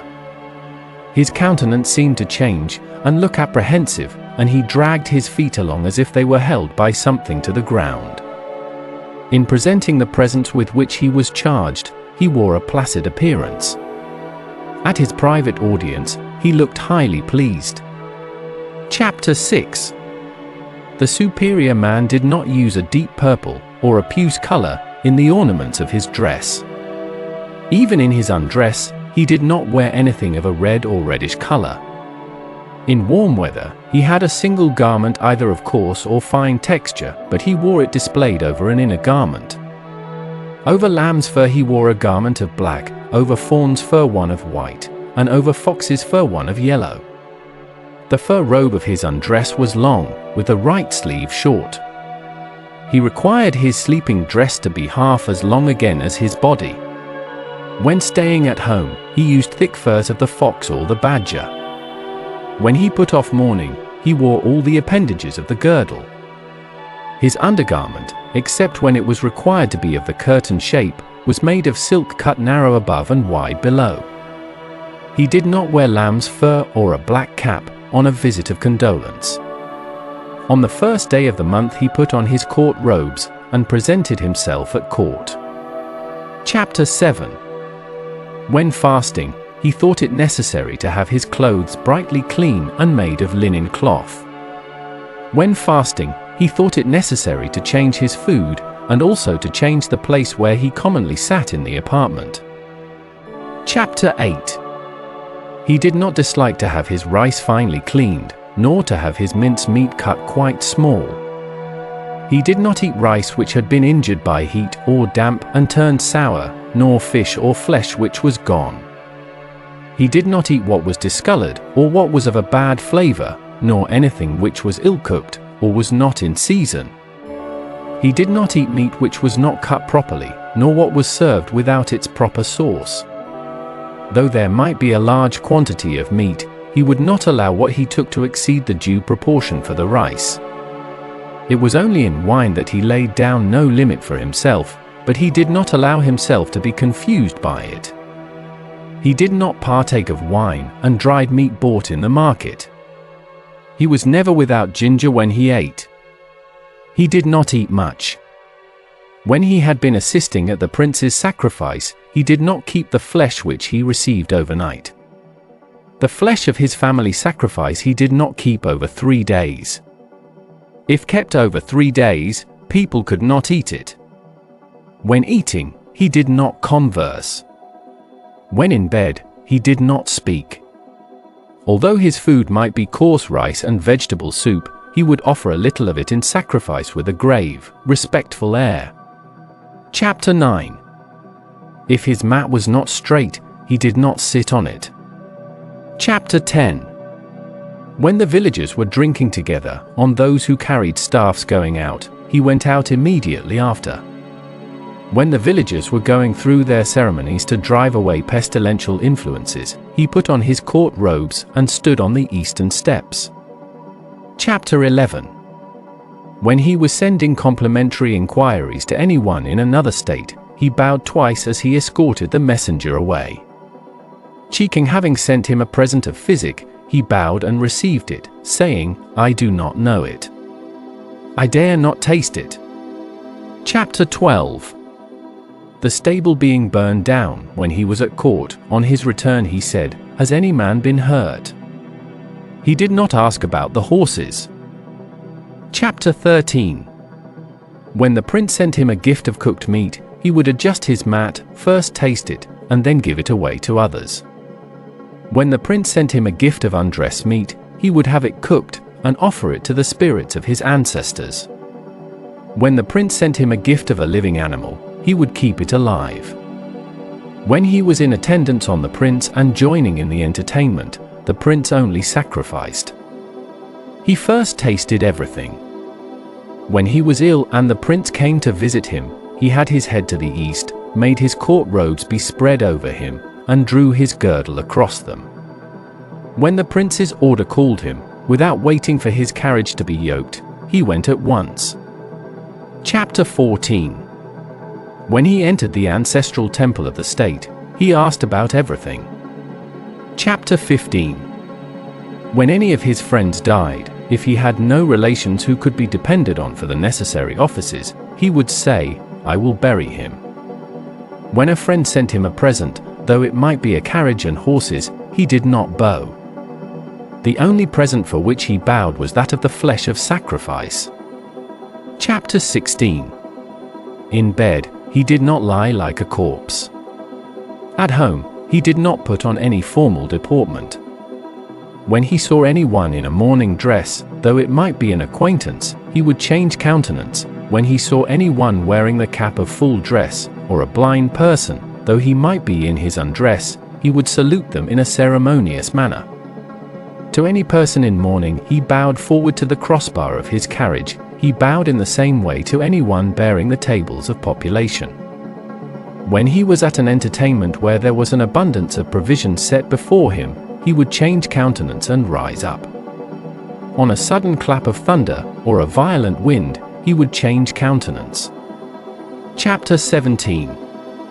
When he was about to mount his carriage, he would stand straight, holding the cord. When he was in the carriage, he did not turn his head quite round, he did not talk hastily, he did not point with his hands. Chapter 18. Seeing the countenance, it instantly rises. It flies round, and by settles. The master said, "There is the hen pheasant on the hill bridge. At its season! At its season!" Tzu made a motion to it. Thrice it smelt him and then rose. Chapter 1. The master said, "The men of former times, in the matters of ceremonies and music were rustics, it is said, while the men of these latter times, in ceremonies and music, are accomplished gentlemen. If I have occasion to use those things, I follow the men of former times." Chapter 2. The master said, "Of those who were with me in Chan and Tsai, there are none to be found to enter my door. Distinguished for their virtuous principles and practice, there were Yan Yuan, Min Tzu, Ran Po Nu, and Chong Kung, for their ability in speech, at Tsai Wo and Gong, for their administrative talents, Run Yu and Ji Lu, for their literary acquirements, Zi Yu and Tzu. Chapter 3. The master said, "Hui gives me no assistance. There is nothing that I say in which he does not delight." Chapter 4. The master said, "Filial indeed is Min Tzu. Other people say nothing of him different from the report of his parents and brothers." Chapter 5. Nanyang was frequently repeating the lines about a white scepter stone. Confucius gave him the daughter of his elder brother to wife. Chapter 6. Chang asked which of the disciples loved to learn. Confucius replied to him, "There was Yan Hui, he loved to learn. Unfortunately, his appointed time was short, and he died. Now there is no one who loves to learn, as he did." Chapter 7. When Yan Yuan died, Yan Lu begged the carriage of the master to sell and get an outer shell for his son's coffin. The master said, "Everyone calls his son, whether he has talents or has not talents." There was Li, when he died, he had a coffin but no outer shell. I would not walk on foot to get a shell for him, because, having followed in the rear of the great officers, it was not proper that I should walk on foot. Chapter 8. When Yan Yuan died, the master said, "Alas! Heaven is destroying me. Heaven is destroying me." Chapter 9. When Yan Yuan died, the master bewailed him exceedingly, and the disciples who were with him said, "Master, your grief is excessive?" "Is it excessive, said he. "If I am not to mourn bitterly for this man, for whom should I mourn?" Chapter 10. When Yan Yuan died, the disciples wished to give him a great funeral, and the master said, "You may not do so." The disciples did bury him in great style. The master said, "Hui behaved towards me as his father. I have not been able to treat him as my son. The fault is not mine, it belongs to you, O disciples." Chapter 11. Ji Lu asked about serving the spirits of the dead. The master said, "While you are not able to serve men, how can you serve their spirits?" Ji Lu added, "I venture to ask about death?" He was answered, "While you do not know life, how can you know about death?" Chapter 12. The disciple Min was standing by his side, looking bland and precise, Tzu, looking bold and soldierly, Run Yu and Gong, with a free and straightforward manner. The master was pleased. He said, "You, there, he will not die a natural death." Chapter 13. Some parties in Lu were going to take down and rebuild the Long Treasury. Mean Xian said, "Suppose it were to be repaired after its old style, why must it be altered and made anew?" The master said, "This man seldom speaks. When he does, he is sure to hit the point." Chapter 14. The master said, "What has the lute of you to do in my door?" The other disciples began not to respect Tzu. The master said, "You has ascended to the hall, though he has not yet passed into the inner apartments." Chapter 15. Gong asked which of the two, Shi or Xiang, was the superior. The master said, "She goes beyond the due mean, and Xiang does not come up to it." Then, said Gong, "The superiority is with Shi, I suppose." The master said, "To go beyond is as wrong as to fall short." Chapter 16. The head of the Qi family was richer than the Duke of Chao had been, and yet Chu collected his imposts for him and increased his wealth. The master said, "He is no disciple of mine. My little children, beat the drum and assail him." Chapter 17. Chai is simple. Shan is dull. She is specious. Yu is coarse. Chapter 18. The master said, "There is Hui. He has nearly attained to perfect virtue. He is often in want. Tzu does not acquiesce in the appointments of heaven, and his goods are increased by him. Yet his judgments are often correct." Chapter 19. Chang asked what were the characteristics of the good man. The master said, "He does not tread in the footsteps of others, but moreover, he does not enter the chamber of the sage." Chapter 20. The master said, "If, because a man's discourse appears solid and sincere, we allow him to be a good man, is he really a superior man? Or is his gravity only in appearance?" Chapter 21. Tzu asked whether he should immediately carry into practice what he heard. The master said, "There are your father and elder brothers to be consulted. Why should you act on that principle of immediately carrying into practice what you hear?" Run Yu asked the same, whether he should immediately carry into practice what he heard, and the master answered, "Immediately carry into practice what you hear." Gong Xue Er said, "You asked whether he should carry immediately into practice what he heard, and you said, 'There are your father and elder brothers to be consulted.'"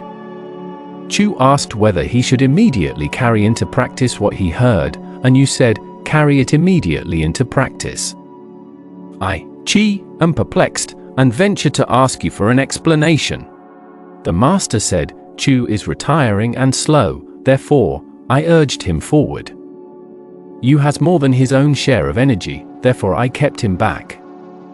Chapter 22. The master was put in fear in Gong, and Yan Yuan fell behind. The master, on his rejoining him, said, "I thought you had died." Hui replied, "While you were alive, how should I presume to die?" Chapter 23. Kai Zon asked whether Chang Yu and Zon Chu could be called great ministers. The master said, "I thought you would ask about some extraordinary individuals, and you only ask about Yu and Chu. What is called a great minister is one who serves his prince according to what is right, and when he finds he cannot do so, retires. Now, as to Yu and Chu, they may be called ordinary ministers." Zon said, "Then they will always follow their chief, will they?" The master said, "In an act of parricide or regicide, they would not follow him." Chapter 24. Tzu got Sikao appointed governor of Fei. The master said, "You are injuring a man's son."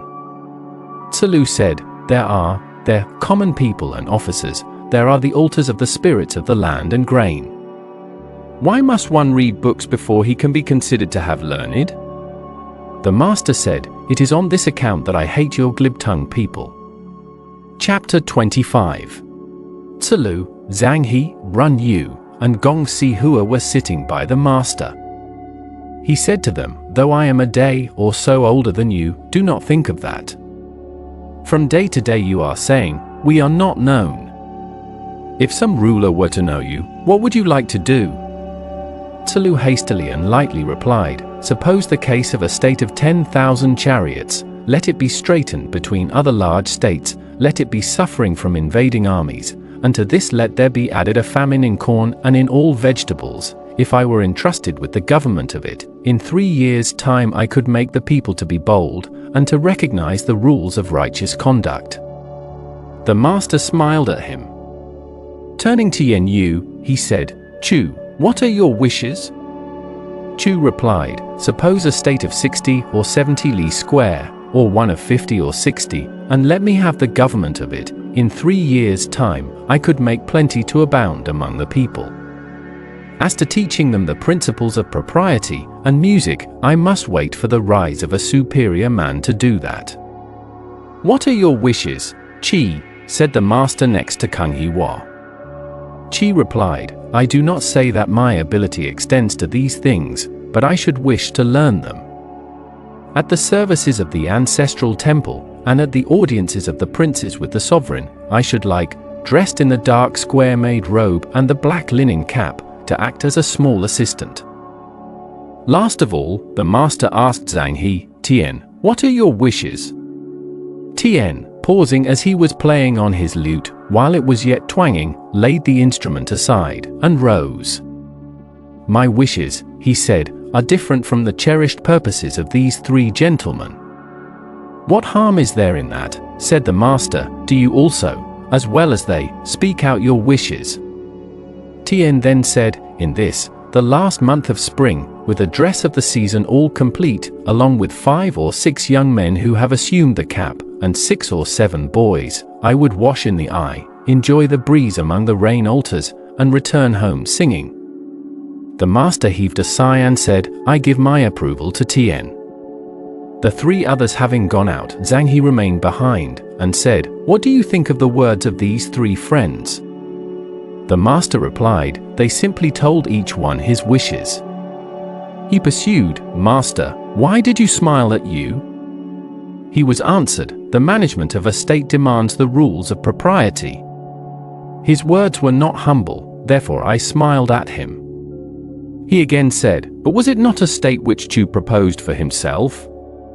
The reply was, "Yes. Did you ever see a territory of 60 or 70 li, or one of 50 or 60, which was not a state?" Once more, he inquired, "And was it not a state which Qi proposed for himself?" The master again replied, "Yes, who but princes have to do with ancestral temples, and with audiences but the sovereign? If Qi were to be a small assistant in these services, who could be a great one?" Chapter 1. Yan Yuan asked about perfect virtue. The master said, "To subdue oneself and return to propriety is perfect virtue. If a man can for 1 day subdue himself and return to propriety, all under heaven will ascribe perfect virtue to him." Is the practice of perfect virtue from a man himself, or is it from others? Yan Yuan said, "I beg to ask the steps of that process." The master replied, "Look not at what is contrary to propriety, listen not to what is contrary to propriety, speak not what is contrary to propriety, make no movement which is contrary to propriety." Yan Yuan then said, "Though I am deficient in intelligence and vigor, I will make it my business to practice this lesson." Chapter 2. Chong asked about perfect virtue. The master said, "It is, when you go abroad, to behave to everyone as if you were receiving a great guest, to employ the people as if you were assisting at a great sacrifice, not to do to others as you would not wish done to yourself, to have no murmuring against you in the country, and none in the family." Chong said, "Though I am deficient in intelligence and vigor, I will make it my business to practice this lesson." Chapter 3. Zi Manyo asked about perfect virtue. The master said, "The man of perfect virtue is cautious and slow in his speech.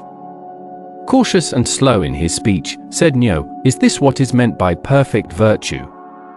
The master said, when a man feels the difficulty of doing, can he be other than cautious and slow in speaking? Chapter 4. Zima Nyo asked about the superior man. The master said, the superior man has neither anxiety nor fear. Being without anxiety or fear, said Nui, does this constitute what we call the superior man?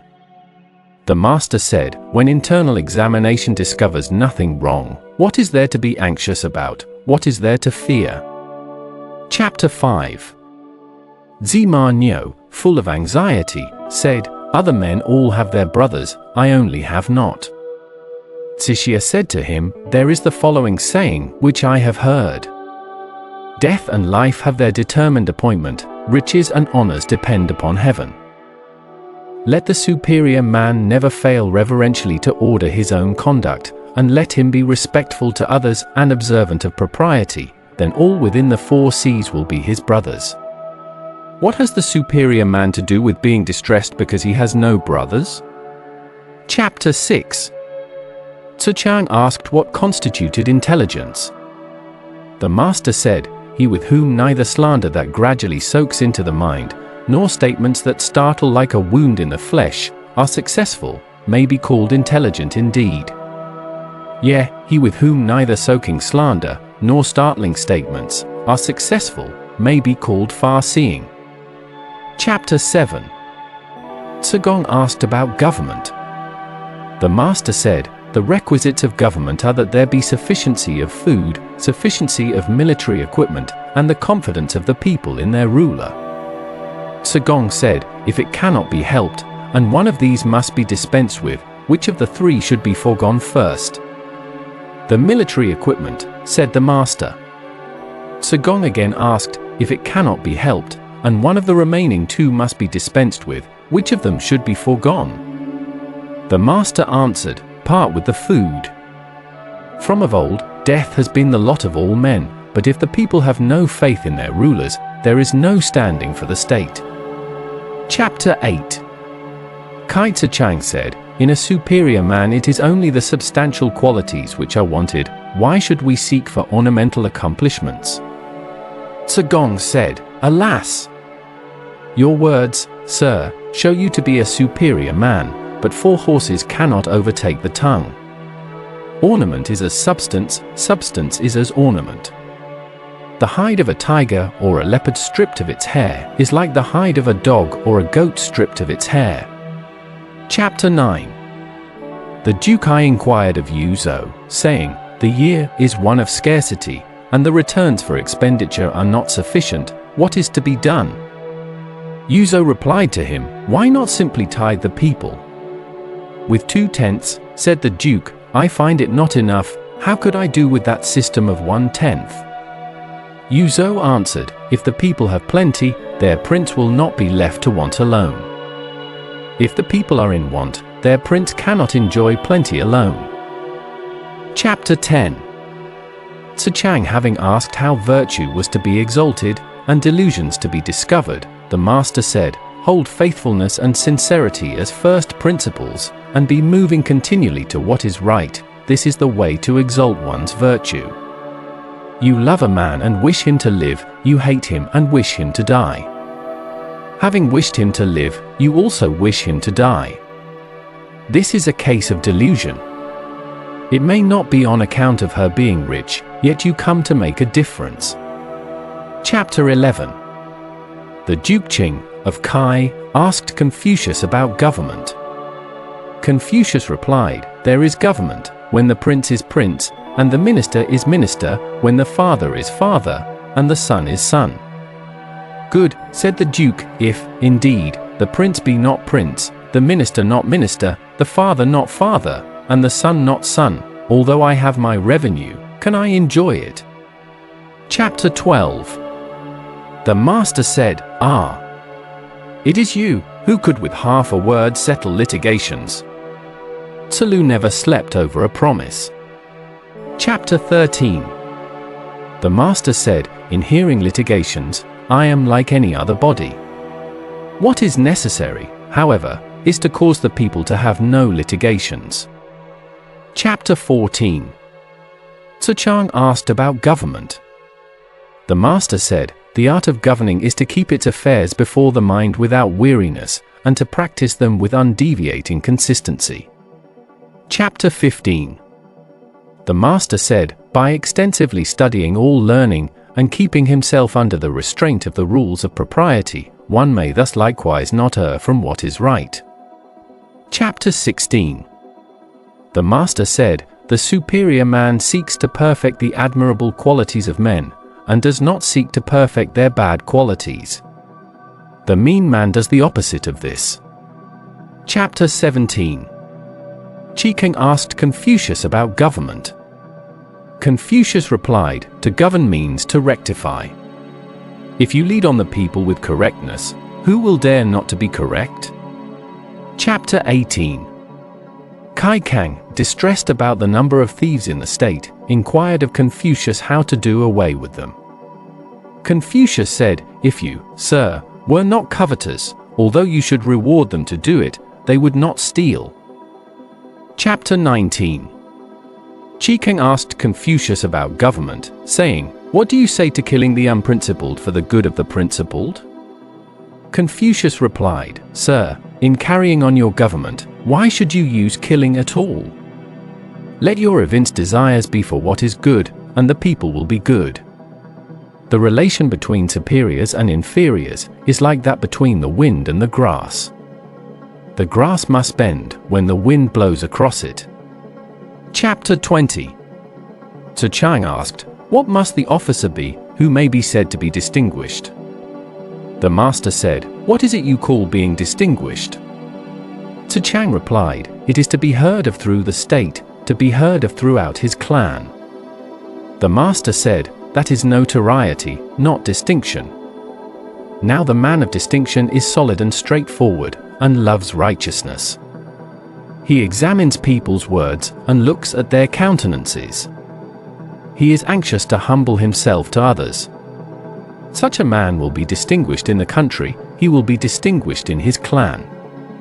As to the man of notoriety, he assumes the appearance of virtue, but his actions are opposed to it, and he rests in this character without any doubts about himself. Such a man will be heard of in the country, he will be heard of in the clan. Chapter 21. Fan Chi, rambling with the master under the trees about the rain altars, said, I venture to ask how to exalt virtue, to correct cherished evil, and to discover delusions. The master said, truly a good question. If doing what is to be done be made the first business, and success a secondary consideration, is not this the way to exalt virtue? To assail one's own wickedness and not assail that of others, is not this the way to correct cherished evil? For a morning's anger to disregard one's own life, and involve that of his parents, is not this a case of delusion? Chapter 22. Fan Chi asked about benevolence. The master said, it is to love all men. He asked about knowledge. The master said, it is to know all men. Fan Chi did not immediately understand these answers. The master said, employ the upright and put aside all the crooked, in this way the crooked can be made to be upright. Fan Chi retired, and, seeing Xue Er, he said to him, a little while ago, I had an interview with our master, and asked him about knowledge. He said, employ the upright, and put aside all the crooked, in this way, the crooked will be made to be upright. What did he mean? Xue Er said, truly rich is his saying. Shun, being in possession of the kingdom, selected from among all the people, and employed Xue Er, on which all who were devoid of virtue disappeared. Tang, being in possession of the kingdom, selected from among all the people, and employed Yin, and all who were devoid of virtue disappeared. Chapter 23. Gong asked about friendship. The master said, faithfully admonish your friend, and skillfully lead him on. If you find him impracticable, stop. Do not disgrace yourself. Chapter 24. The philosopher Zheng said, the superior man on grounds of culture meets with his friends, and by their friendship helps his virtue. Chapter 1. Tzu asked about government. The master said, "Go before the people with your example, and be laborious in their affairs." He requested further instruction, and was answered, "Be not weary in these things." Chapter 2. Chang, being chief minister to the head of the Kai family, asked about government.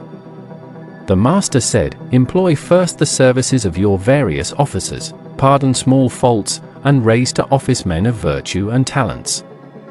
Chang said, "How shall I know the men of virtue and talent, so that I may raise them to office?"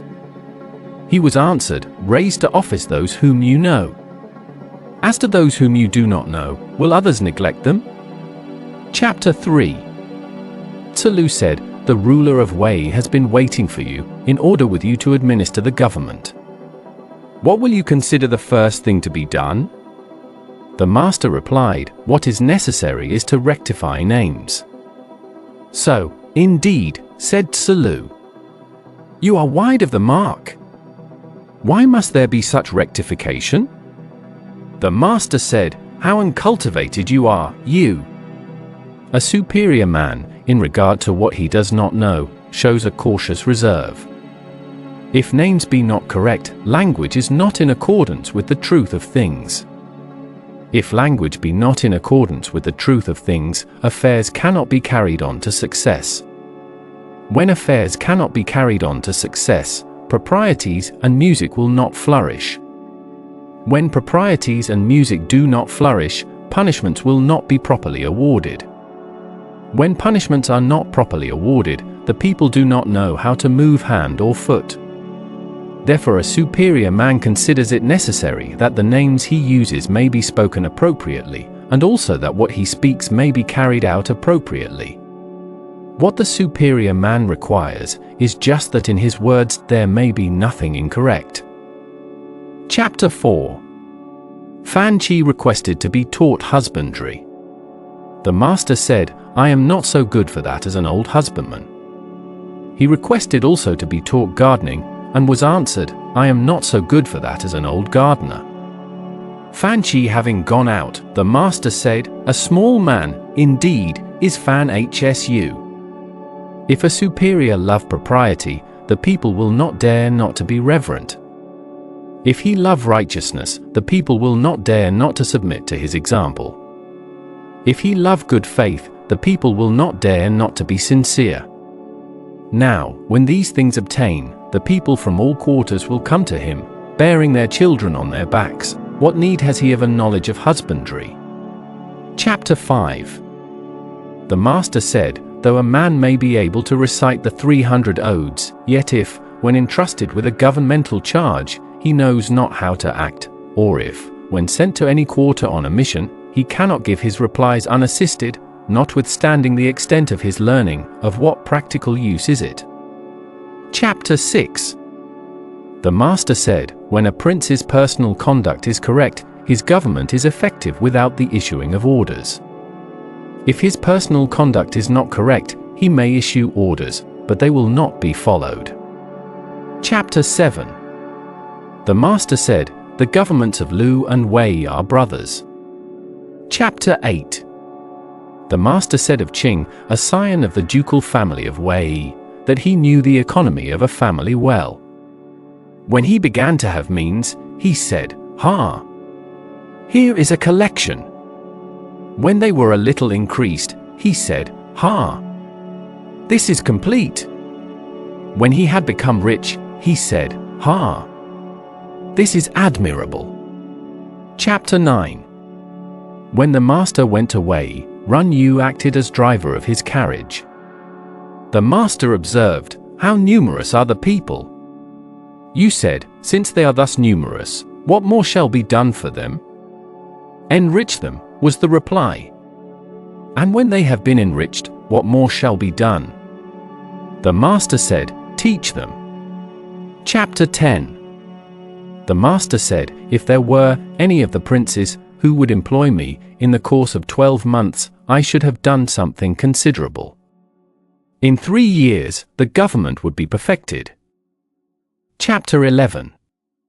The master said, if good men were to govern a country in succession for 100 years, they would be able to transform the violently bad and dispense with capital punishments. True indeed is this saying. Chapter 12. The master said, if a truly royal ruler were to arise, it would still require a generation, and then virtue would prevail. Chapter 13. The master said, if a minister make his own conduct correct, what difficulty will he have in assisting in government? If he cannot rectify himself, what has he to do with rectifying others? Chapter 14. The disciples on returning from the court, the master said to him, "How are you so late?" He replied, "We had government business." The master said, "It must have been family affairs.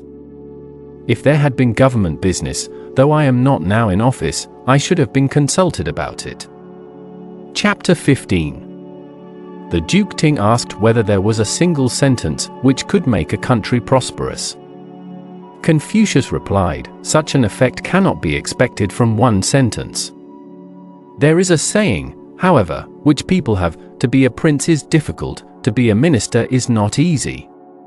If a ruler knows this, the difficulty of being a prince, may there not be expected from this one sentence the prosperity of his country?" The Duke then said, "Is there a single sentence which can ruin a country?" Confucius replied, "Such an effect as that cannot be expected from one sentence. There is, however, the saying which people have, I have no pleasure in being a prince, but only in that no one can offer any opposition to what I say. If a ruler's words be good, is it not also good that no one oppose them?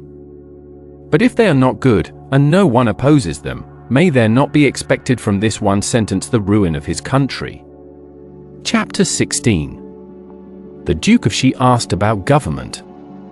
The master said, "Good government obtains when those who are near are made happy, and those who are far off are attracted." Chapter 17. Zi Er, being governor of Chu Fu, asked about government. The master said, "Do not be desirous to have things done quickly, do not look at small advantages. Desire to have things done quickly prevents their being done thoroughly. Looking at small advantages prevents great affairs from being accomplished." Chapter 18. The Duke of Xi informed Confucius, saying, "Among us here there are those who may be styled upright in their conduct. If their father have stolen a sheep, they will bear witness to the fact." Confucius said, "Among us, in our part of the country, those who are upright are different from this.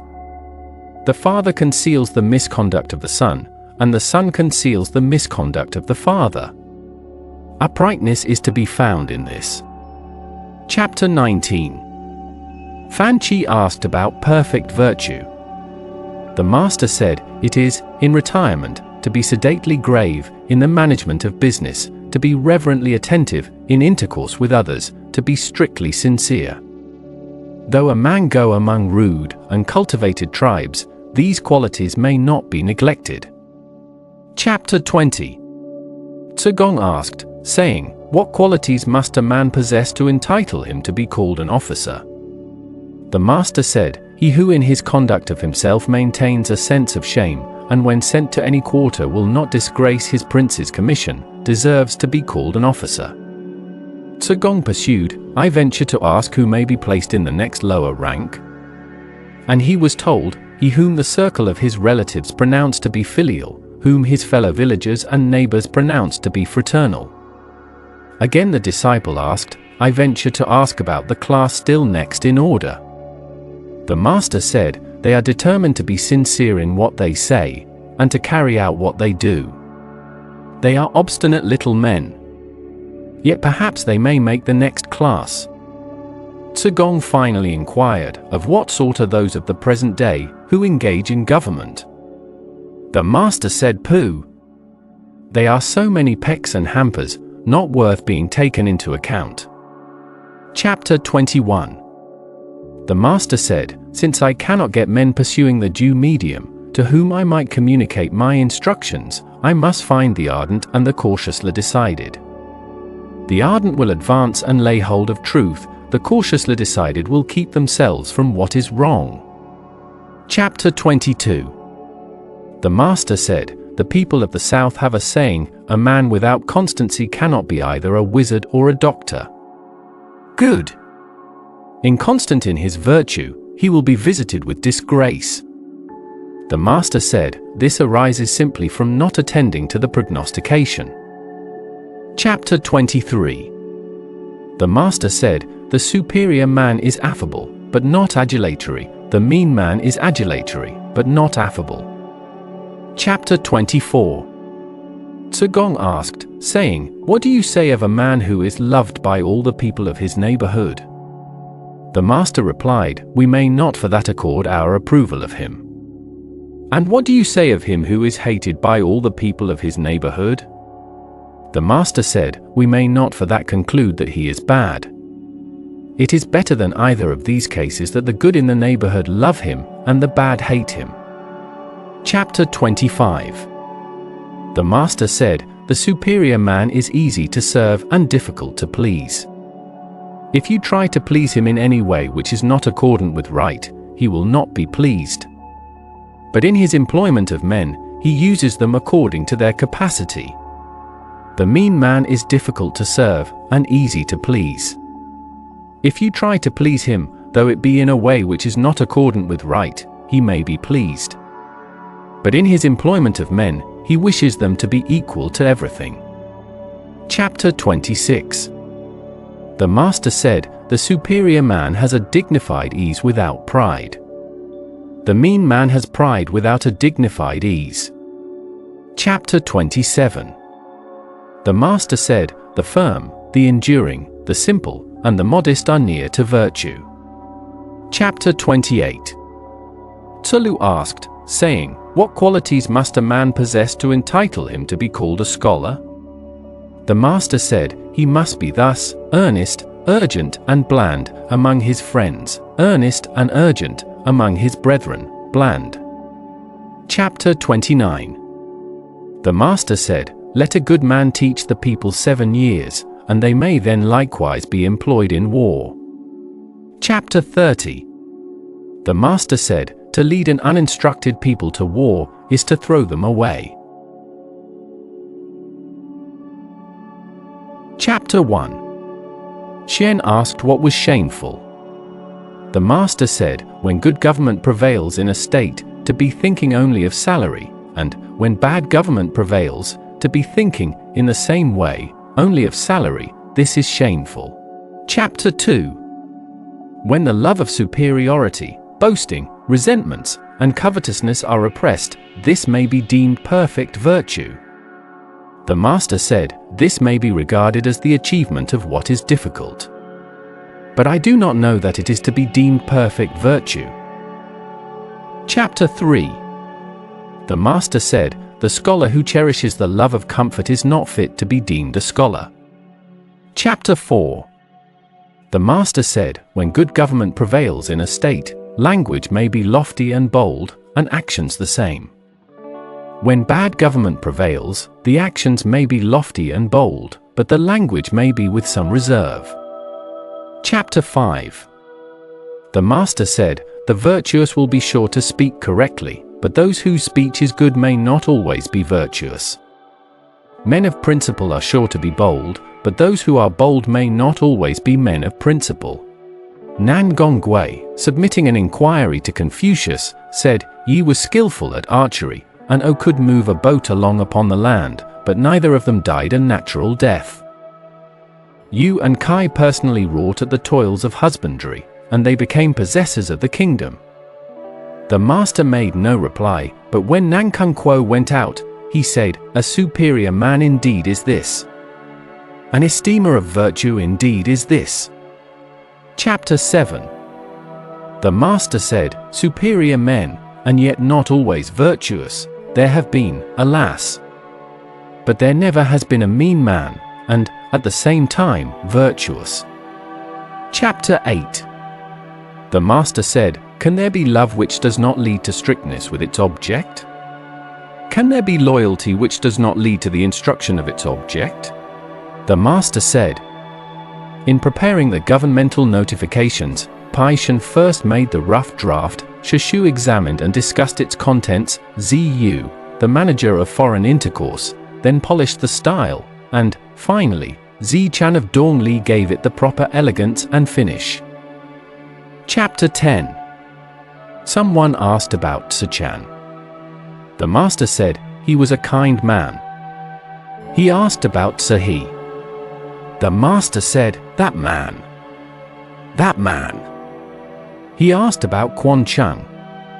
For him, said the master, the city of Pian, with 300 families, was taken from the chief of the Po family, who did not utter a murmuring word, though, to the end of his life, he had only coarse rice to eat. Chapter 11. The master said, to be poor without murmuring is difficult. To be rich without being proud is easy. The master said, Mengong Xue Er is more than fit to be chief officer in the families of Zhao and Wei, but he is not fit to be great officer to either of the states Tung or Shui. Chapter 13. Tsulu asked what constituted a complete man. The master said, suppose a man with the knowledge of Zhang Wucheng, the freedom from covetousness of Kung Cho, the bravery of Chuang of Pian, and the varied talents of Zon Chu, add to these the accomplishments of the rules of propriety and music, such a one might be reckoned a complete man. He then added, but what is the necessity for a complete man of the present day to have all these things?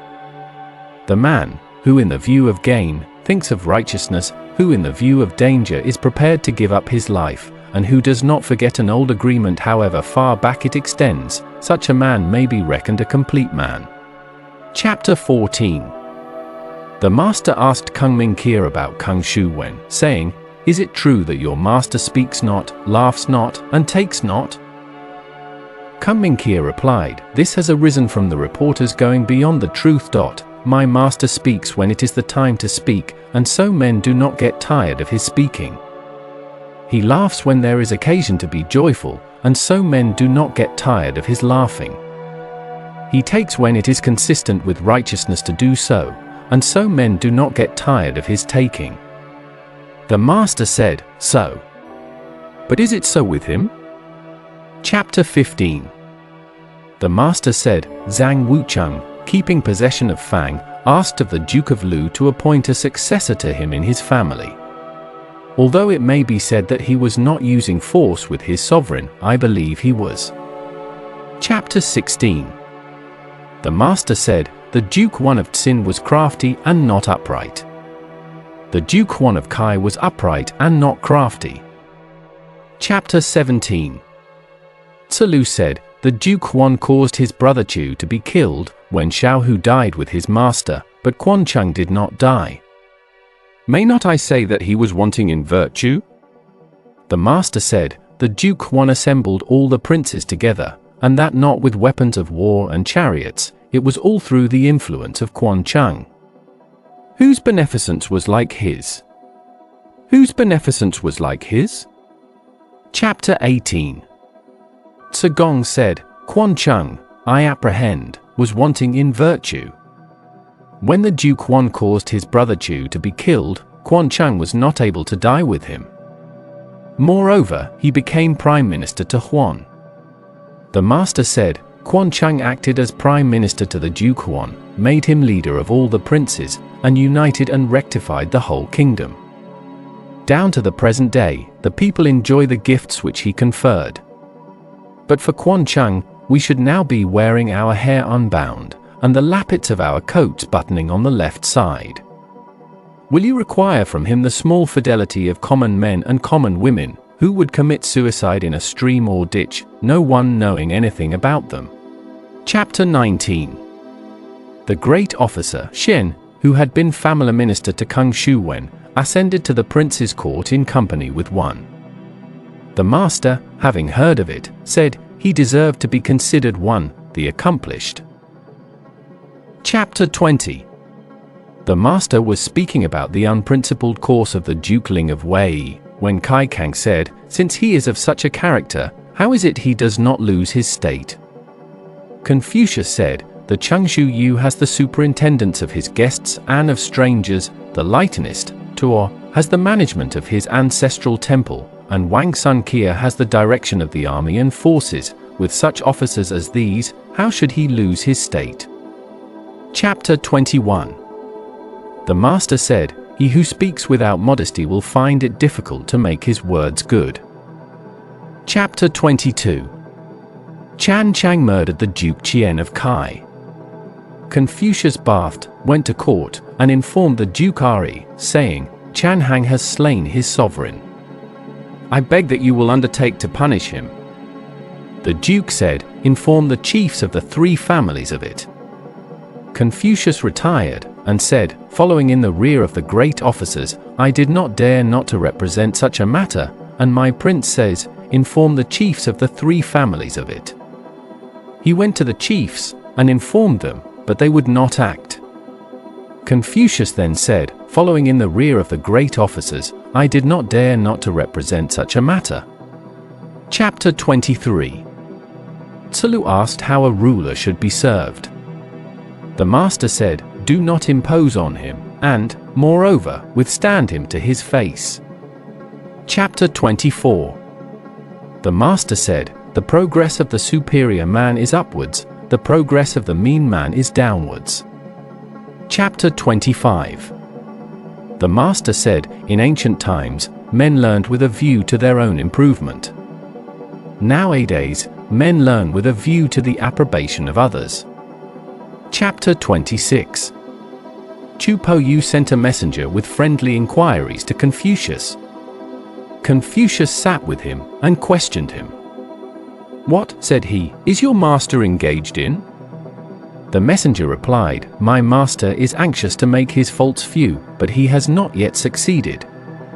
He then went out, and the master said, a messenger indeed. A messenger indeed. Chapter 27. The master said, he who is not in any particular office has nothing to do with plans for the administration of its duties.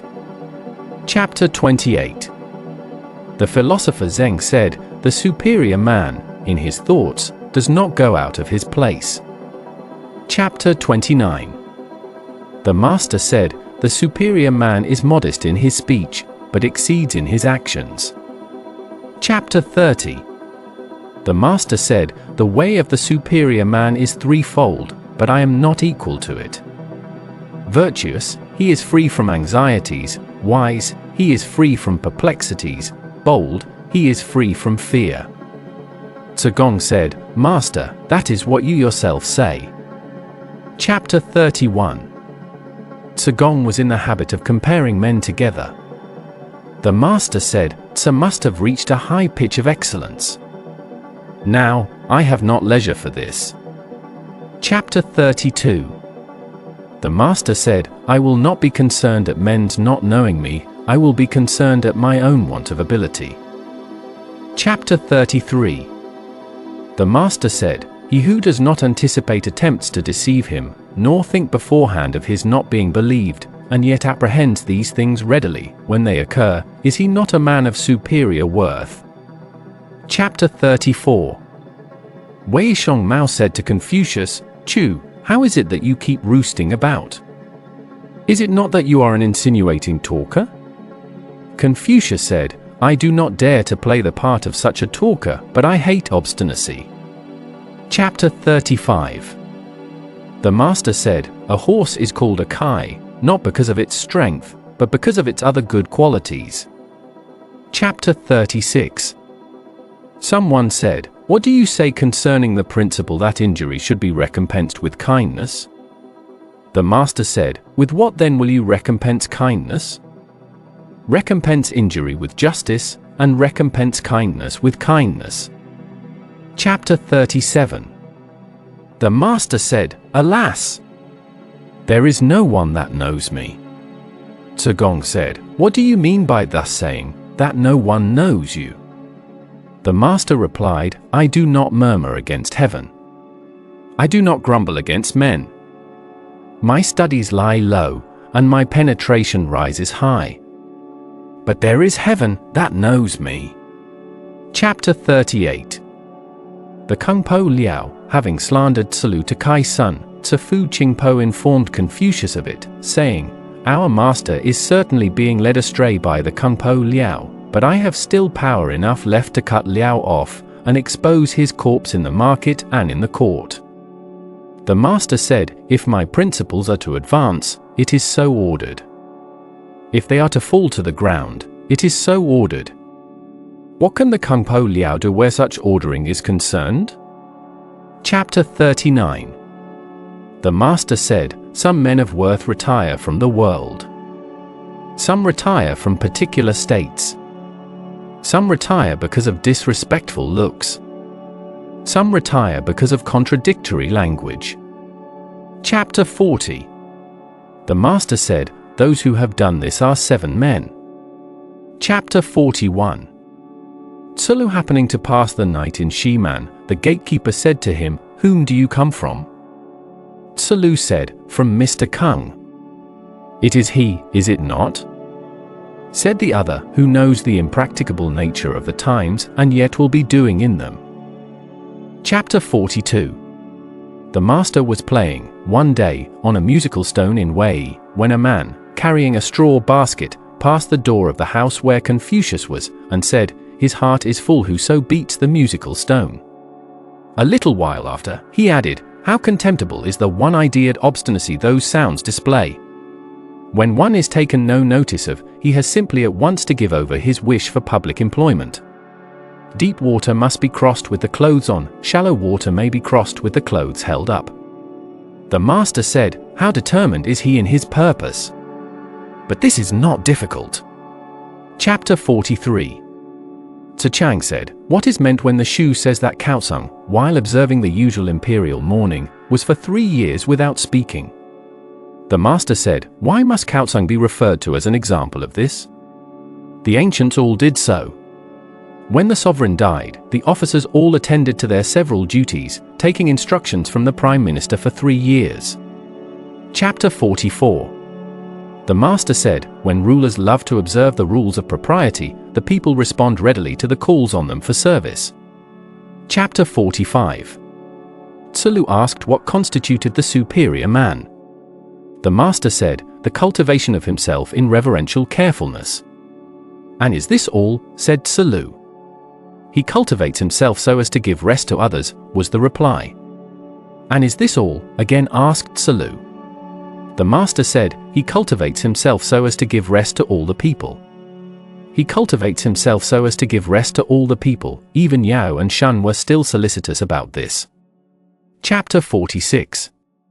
Yuanzong was squatting on his heels, and so waited the approach of the master, who said to him, "In youth not humble as befits a junior, in manhood, doing nothing worthy of being handed down, and living on to old age, this is to be a pest." With this he hit him on the shank with his staff. Chapter 47. A youth of the village of Xue was employed by Confucius to carry the messages between him and his visitors. Someone asked about him, saying, "I suppose he has made great progress." The master said, "I observe that he is fond of occupying the seat of a full-grown man. I observe that he walks shoulder to shoulder with his elders. He is not one who is seeking to make progress in learning. He wishes quickly to become a man." Chapter 1. The Duke Ling of Wei asked Confucius about tactics. Confucius replied, "I have heard all about sacrificial vessels, but I have not learned military matters." On this, he took his departure the next day. When he was in Chan, their provisions were exhausted, and his followers became so ill that they were unable to rise. Tzu, with evident dissatisfaction, said, "Has the superior man likewise to endure in this way?" The master said, "The superior man may indeed have to endure want, but the mean man, when he is in want, gives way to unbridled license." Chapter 2. The master said, "So, you think, I suppose, that I am one who learns many things and keeps them in memory?" Gong replied, "Yes, but perhaps it is not so?" "No," was the answer, I seek a unity all-pervading. Chapter 3. The Master said, You, those who know virtue are few. Chapter 4. The Master said, May not shun be instanced as having governed efficiently without exertion. What did he do? He did nothing but gravely and reverently occupy his royal seat. Chapter 5. Chang asked how a man should conduct himself so as to be everywhere appreciated. The Master said, Let his words be sincere and truthful, and his actions honorable and careful. Such conduct may be practiced among the rude tribes of the south or the north. If his words be not sincere and truthful and his actions not honorable and careful, will he, with such conduct, be appreciated, even in his neighborhood? When he is standing, let him see those two things, as it were, fronting him. When he is in a carriage, let him see them attached to the yoke. Then may he subsequently carry them into practice. Chang wrote these counsels on the end of his sash. Chapter 6. The Master said, Truly straightforward was the historiographer Yu. When good government prevailed in his state, he was like an arrow. When bad government prevailed, he was like an arrow. A superior man indeed is Chu Po Yu. When good government prevails in his state, he is to be found in office. When bad government prevails, he can roll his principles up and keep them in his breast. Chapter 7. The Master said, When a man may be spoken with, not to speak to him is to err in reference to the man. When a man may not be spoken with, to speak to him is to err in reference to our words. The wise are neither in regard to their man nor to their words. Chapter 8. The Master said, The determined scholar and the man of virtue will not seek to live at the expense of injuring their virtue. They will even sacrifice their lives to preserve their virtue complete. Chapter 9. Gong asked about the practice of virtue. The Master said, The mechanic, who wishes to do his work well, must first sharpen his tools. When you are living in any state, take service with the most worthy among its great officers, and make friends of the most virtuous among its scholars. Chapter 10. Yan Yuan asked how the government of a country should be administered. The Master said, Follow the seasons of Xiao. Ride in the state carriage of Yin. Wear the ceremonial cap of Chao. Let the music be the Shao with its pantomimes. Banish the songs of Chang, and keep far from specious talkers. The songs of Chang are licentious, specious talkers are dangerous. Chapter 11. The Master said, If a man take no thought about what is distant, he will find sorrow near at hand. Chapter 12. The Master said, It is all over. I have not seen one who loves virtue as he loves beauty. Chapter 13. The Master said, Was not Zhang one like one who had stolen his situation? He knew the virtue and the talents of Hui of Liu Xia, and yet did not procure that he should stand with him in court. Chapter 14. The Master said, He who requires much from himself and little from others, will keep himself from being the object of resentment. Chapter 15. The Master said, When a man is not in the habit of saying, What shall I think of this? What shall I think of this?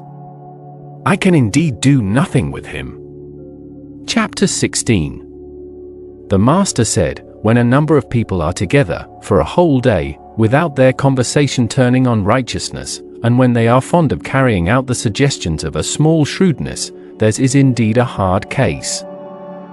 Chapter 17. The Master said, The superior man in everything considers righteousness to be essential. He performs it according to the rules of propriety. He brings it forth in humility. He completes it with sincerity. This is indeed a superior man. Chapter 18. The Master said, The superior man is distressed by his want of ability. He is not distressed by men's not knowing him. Chapter 19. The Master said, the superior man dislikes the thought of his name not being mentioned after his death. Chapter 20. The Master said, what the superior man seeks is in himself. What the mean man seeks is in others. Chapter 21. The Master said, the superior man is dignified, but does not wrangle. He is sociable, but not a partisan. Chapter 22. The Master said, the superior man does not promote a man simply on account of his words, nor does he put aside good words because of the man. Chapter 23. Gong asked, saying, is there one word which may serve as a rule of practice for all one's life? The Master said, is not reciprocity such a word? What you do not want done to yourself, do not do to others. Chapter 24. The Master said, in my dealings with men, whose evil do I blame, whose goodness do I praise, beyond what is proper? If I do sometimes exceed in praise, there must be ground for it in my examination of the individual. This people supplied the ground why the three dynasties pursued the path of straightforwardness. Chapter 25. The Master said, even in my early days, a historiographer would leave a blank in his text, and he who had a horse would lend him to another to ride. Now, alas! There are no such things. Chapter 26. The Master said, specious words confound virtue. Want of forbearance in small matters confounds great plans. Chapter 27. The Master said, when the multitude hate a man, it is necessary to examine into the case. When the multitude like a man, it is necessary to examine into the case. Chapter 28. The Master said, a man can enlarge the principles which he follows, those principles do not enlarge the man. Chapter 29. The Master said, to have faults and not to reform them, this, indeed, should be pronounced having faults. Chapter 30. The Master said, I have been the whole day without eating, and the whole night without sleeping, occupied with thinking.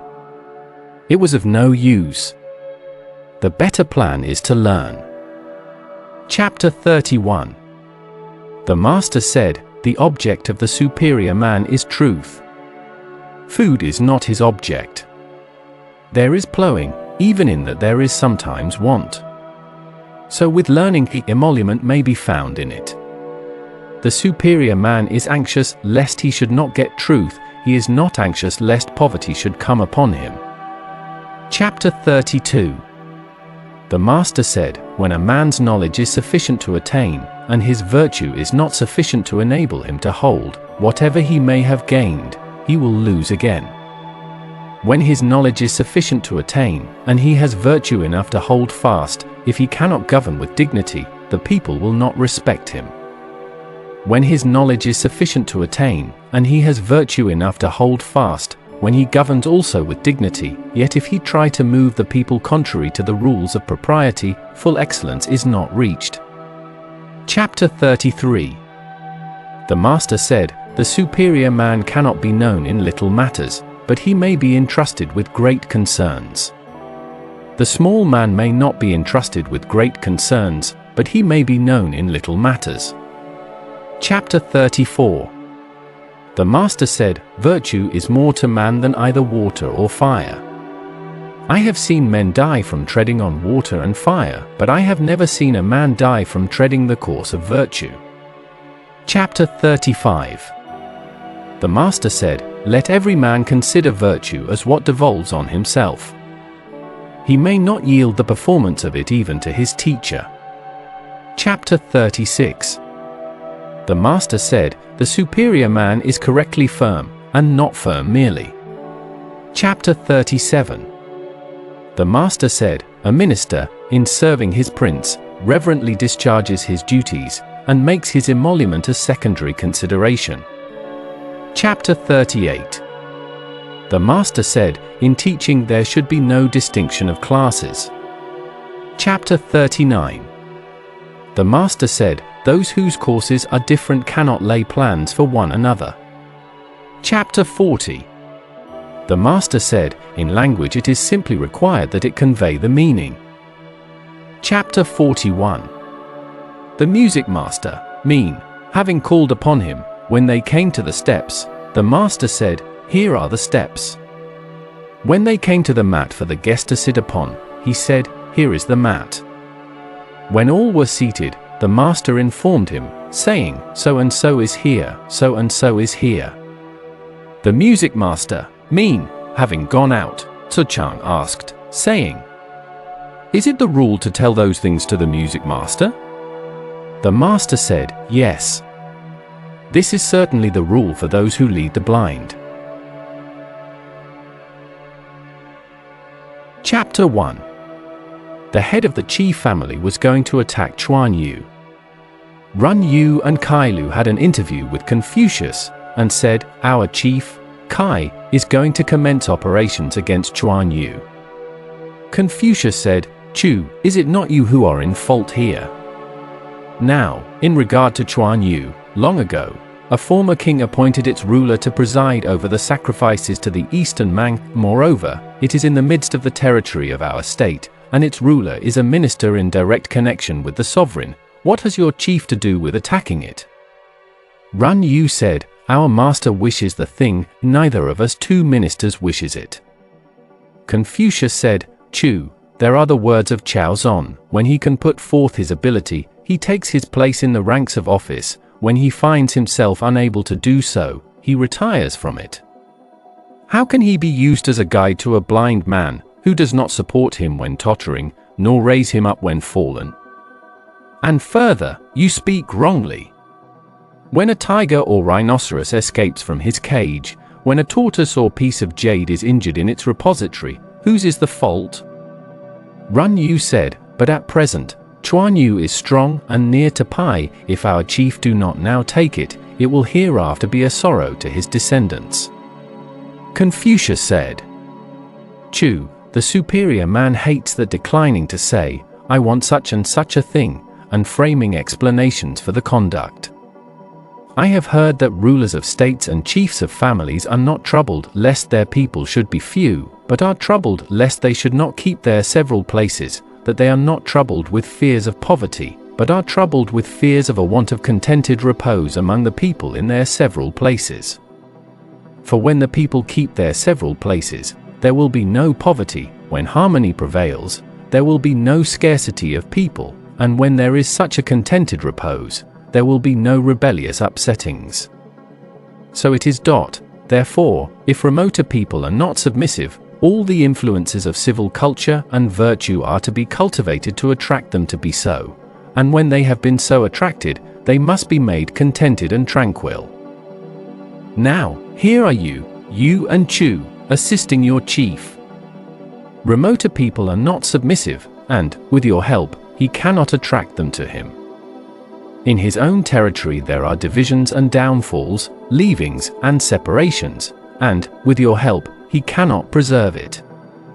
And yet he is planning these hostile movements within the state. I am afraid that the sorrow of the Kai-sun family will not be on account of Chuan Yu, but will be found within the screen of their own court." Chapter 2. Confucius said, "When good government prevails in the empire, ceremonies, music, and punitive military expeditions proceed from the Son of Heaven. When bad government prevails in the empire, ceremonies, music, and punitive military expeditions proceed from the princes. When these things proceed from the princes, as a rule, the cases will be few in which they do not lose their power in 10 generations. When they proceed from the great officers of the princes, as a rule, the cases will be few in which they do not lose their power in 5 generations. When the subsidiary ministers of the great officers hold in their grasp the orders of the state, as a rule, the cases will be few in which they do not lose their power in 3 generations. When right principles prevail in the kingdom, government will not be in the hands of the great officers. When right principles prevail in the kingdom, there will be no discussions among the common people." Chapter 3. Confucius said, "The revenue of the state has left the ducal house now for 5 generations. The government has been in the hands of the great officers for 4 generations. On this account, the descendants of the 3 Huan are much reduced. Chapter 4. Confucius said, "There are 3 friendships which are advantageous, and 3 which are injurious. Friendship with the upright, friendship with the sincere, and friendship with the man of much observation, these are advantageous. Friendship with the man of specious airs, friendship with the insinuatingly soft, and friendship with the glib-tongued, these are injurious." Chapter 5. Confucius said, "There are 3 things men find enjoyment in which are advantageous, and 3 things they find enjoyment in which are injurious. To find enjoyment in the discriminating study of ceremonies and music, to find enjoyment in speaking of the goodness of others, to find enjoyment in having many worthy friends, these are advantageous. To find enjoyment in extravagant pleasures, to find enjoyment in idleness and sauntering, to find enjoyment in the pleasures of feasting, these are injurious." Chapter 6. Confucius said, "There are 3 errors to which they who stand in the presence of a man of virtue and station are liable. They may speak when it does not come to them to speak, this is called rashness. They may not speak when it comes to them to speak, this is called concealment. They may speak without looking at the countenance of their superior, this is called blindness." Chapter 7. Confucius said, "There are 3 things which the superior man guards against. In youth, when the physical powers are not yet settled, he guards against lust. When he is strong and the physical powers are full of vigor, he guards against quarrelsomeness. When he is old and the animal powers are decayed, he guards against covetousness." Chapter 8. Confucius said, "There are 3 things of which the superior man stands in awe. He stands in awe of the ordinances of heaven. He stands in awe of great men. He stands in awe of the words of sages. The mean man does not know the ordinances of heaven, and consequently does not stand in awe of them. He is disrespectful to great men. He makes sport of the words of sages." Chapter 9. Confucius said, "Those who are born with the possession of knowledge are the highest class of men. Those who learn, and so, readily, get possession of knowledge, are the next. Those who are dull and stupid, and yet compass the learning, are another class next to these. As to those who are dull and stupid, and yet do not learn, they are the lowest of the people." Chapter 10. Confucius said, "The superior man has 9 things which are subjects with him of thoughtful consideration. In regard to the use of his eyes, he is anxious to see clearly. In regard to the use of his ears, he is anxious to hear distinctly. In regard to his countenance, he is anxious that it should be benign. In regard to his demeanor, he is anxious that it should be respectful. In regard to his speech, he is anxious that it should be sincere. In regard to his doing of business, he is anxious that it should be reverently careful. In regard to what he doubts about, he is anxious to question others. When he is angry, he thinks of the difficulties his anger may involve him in. When he sees gain to be got, he thinks of righteousness." Chapter 11. Confucius said, "Contemplating good, and pursuing it, as if they could not reach it, contemplating evil, and shrinking from it, as they would from thrusting the hand into boiling water, I have seen such men, as I have heard such words.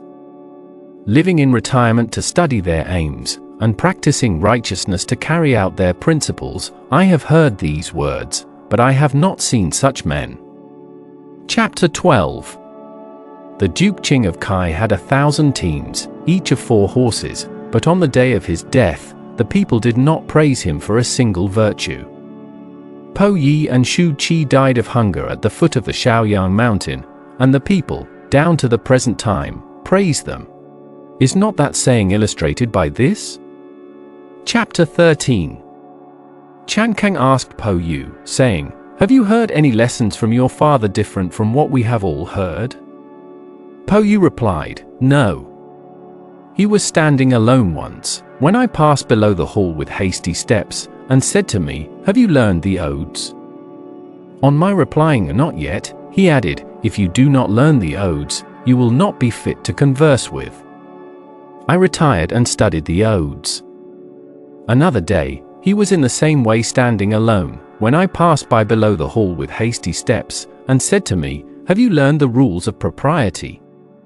On my replying, "Not yet," he added, "If you do not learn the rules of propriety, your character cannot be established." I then retired and learned the rules of propriety. I have heard only these two things from him. Chang retired, and, quite delighted, said, "I asked one thing, and I have got three things. I have heard about the odes. I have heard about the rules of propriety. I have also heard that the superior man maintains a distant reserve towards his son." Chapter 14. The wife of the prince of a state is called by him Fu Ren. She calls herself Xiao Tong. The people of the state call her Chun Fu Ren, and, to the people of other states, they call her Gua Xiao Chun. The people of other states also call her Chun Fu Ren. Chapter 1. Yang Huo wished to see Confucius, but Confucius would not go to see him. On this, he sent a present of a pig to Confucius, who, having chosen a time when Huo was not at home, went to pay his respects for the gift. He met him, however, on the way. Huo said to Confucius, "Come, let me speak with you." He then asked, "Can he be called benevolent who keeps his jewel in his bosom and leaves his country to confusion?" Confucius replied, "No." "Can he be called wise, who is anxious to be engaged in public employment, and yet is constantly losing the opportunity of being so?" Confucius again said, "No. The days and months are passing away, the years do not wait for us." Confucius said, "Right, I will go into office." Chapter 2. The master said, "By nature, men are nearly alike, by practice, they get to be wide apart." Chapter 3. The master said, "There are only the wise of the highest class, and the stupid of the lowest class, who cannot be changed." Chapter 4. The master, having come to Wuchang, heard there the sound of stringed instruments and singing. Well pleased and smiling, he said, "Why use an ox knife to kill a fowl?" Zi Yu replied, "Formerly, Master, I heard you say, when the man of high station is well instructed, he loves men, when the man of low station is well instructed, he is easily ruled." The master said, "My disciples, Yan's words are right. What I said was only in sport." Chapter 5. Kung Shan Fu Zhao, when he was holding pie, and in an attitude of rebellion, invited the master to visit him, who was rather inclined to go. Tzu was displeased, and said, "Indeed, you cannot go. Why must you think of going to see Kung Shan?" The master said, "Can it be without some reason that he has invited me? If anyone employ me, may I not make an Eastern chow?" Chapter 6. Chang asked Confucius about perfect virtue. Confucius said, "To be able to practice 5 things everywhere under heaven constitutes perfect virtue." He begged to ask what they were, and was told, gravity, generosity of soul, sincerity, earnestness, and kindness. If you are grave, you will not be treated with disrespect. If you are generous, you will win all. If you are sincere, people will repose trust in you. If you are earnest, you will accomplish much. If you are kind, this will enable you to employ the services of others. Chapter 7. Pai inviting him to visit him, the master was inclined to go. Tzu said, "Master, formerly I have heard you say, when a man in his own person is guilty of doing evil, a superior man will not associate with him. Pai is in rebellion, holding possession of Chengmao. If you go to him, what shall be said?" The master said, "Yes, I did use these words. But is it not said, that, if a thing be really hard, it may be ground without being made thin? Is it not said, that, if a thing be really white, it may be steeped in a dark fluid without being made black. Am I a bitter good? How can I be hung up out of the way of being eaten? Chapter 8. The Master said, Have you heard the 6 words to which are attached 6 becloudings? You replied, I have not. Sit down, and I will tell them to you. There is the love of being benevolent without the love of learning. The beclouding here leads to a foolish simplicity. There is the love of knowing without the love of learning. The beclouding here leads to dissipation of mind. There is the love of being sincere without the love of learning. The beclouding here leads to an injurious disregard of consequences. There is the love of straightforwardness without the love of learning. The beclouding here leads to rudeness. There is the love of boldness without the love of learning. The beclouding here leads to insubordination. There is the love of firmness without the love of learning. The beclouding here leads to extravagant conduct. Chapter 9. The Master said, My children, why do you not study the book of poetry? The odes serve to stimulate the mind. They may be used for purposes of self-contemplation. They teach the art of sociability. They show how to regulate feelings of resentment. From them you learn the more immediate duty of serving one's father, and the remoter one of serving one's prince. From them we become largely acquainted with the names of birds, beasts, and plants. Chapter 10. The Master said to Po Yu, Do you give yourself to the Chaonan and the Xiaonan? The man who has not studied the Chaonan and the Xiaonan is like one who stands with his face right against a wall. Is he not so? Chapter 11. The Master said, It is according to the rules of propriety, they say. It is according to the rules of propriety, they say. Are gems and silk all that is meant by propriety? It is music, they say. It is music, they say. Are bells and drums all that is meant by music?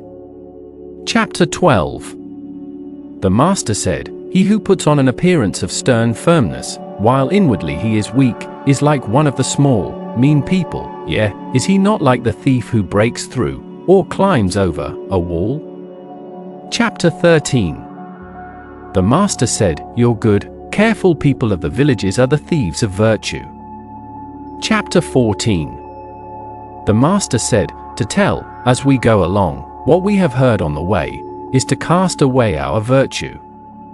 Chapter 15. The Master said, There are those mean creatures. How impossible it is along with them to serve one's prince. While they have not got their aims, their anxiety is how to get them. When they have got them, their anxiety is lest they should lose them. When they are anxious lest such things should be lost, there is nothing to which they will not proceed. Chapter 16. The Master said, Anciently, men had 3 failings, which now perhaps are not to be found. The high-mindedness of antiquity showed itself in a disregard of small things. The high-mindedness of the present day shows itself in wild license.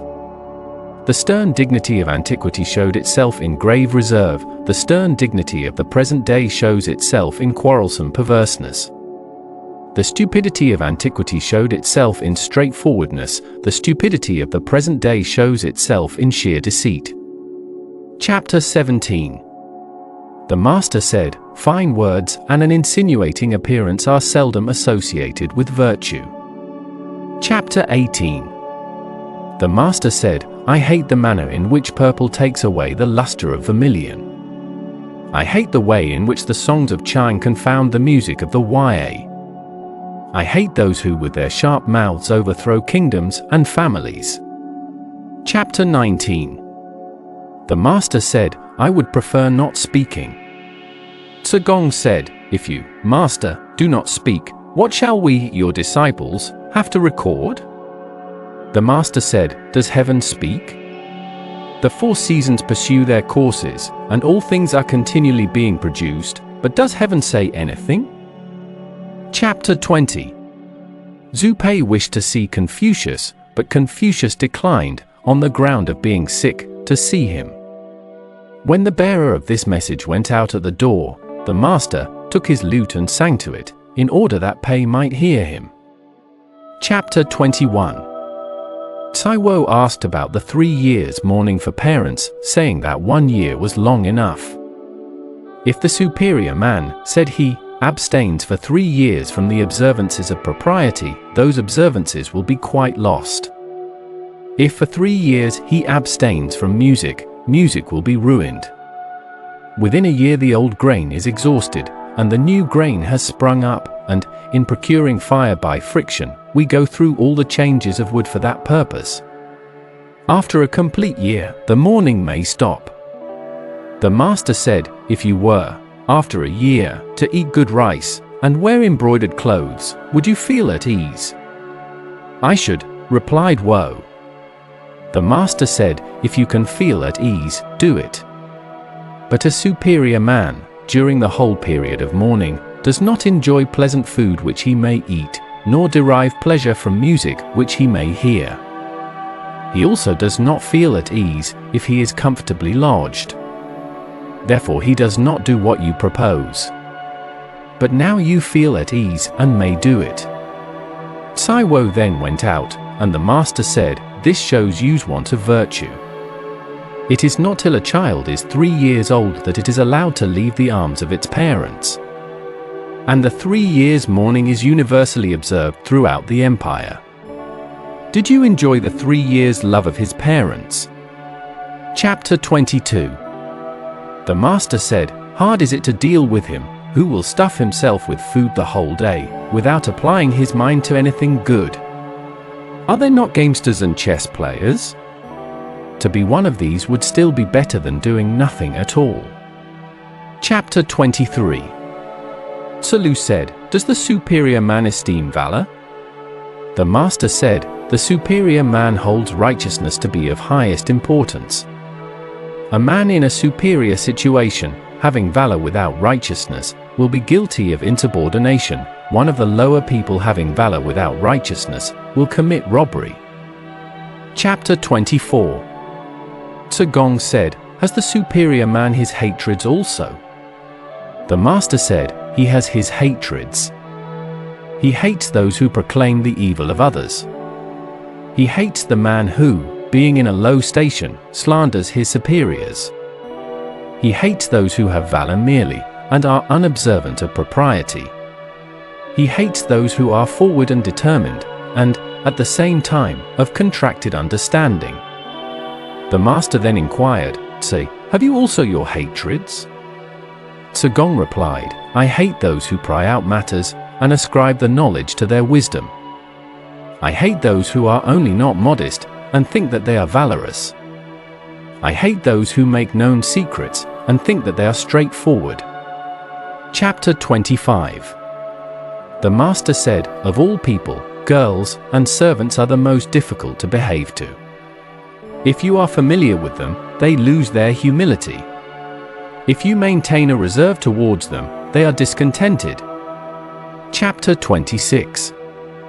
The master said, when a man at 40 is the object of dislike, he will always continue what he is. Chapter 1.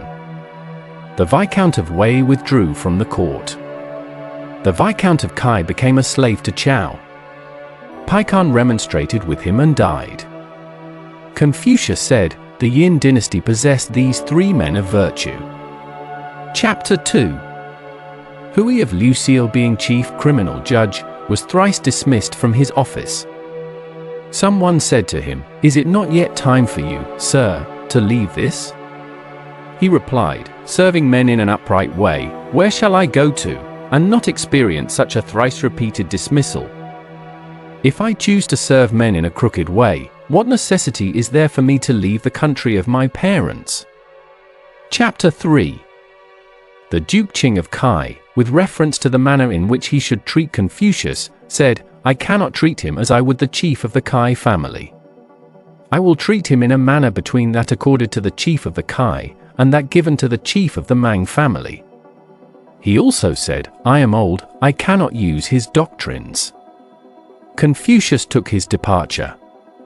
Chapter 4. the people of Kai sent to Lu a present of female musicians, which Kai Huan received, and for 3 days no court was held. Confucius took his departure. Chapter 5. The madman of Chu, Chi Yu, passed by Confucius, singing and saying, "O Feng! O Feng! How is your virtue degenerated? As to the past, reproof is useless, but the future may still be provided against. Give up your vain pursuit. Give up your vain pursuit. Peril awaits those who now engage in affairs of government." Confucius alighted and wished to converse with him, but Chi Yu hastened away, so that he could not talk with him. Chapter 6. Chang and Qian were at work in the field together, when Confucius passed by them, and sent Tzu to inquire for the ford. Chang said, "Who is he that holds the reins in the carriage there?" Tzu told him, "It is Kiang Chu." "Is it not Kiang Chu of Lu?" asked he. "Yes," was the reply, to which the other rejoined, "He knows the ford." Tzu then inquired of Qian, who said to him, "Who are you, sir?" He answered, "I am Cheng Yu." "Are you not the disciple of Kiang Chu of Lu?" asked the other. "I am," replied he, and then Qian said to him, "Disorder, like a swelling flood, spreads over the whole empire, and who is he that will change its state for you? Then follow one who merely withdraws from this one and that one.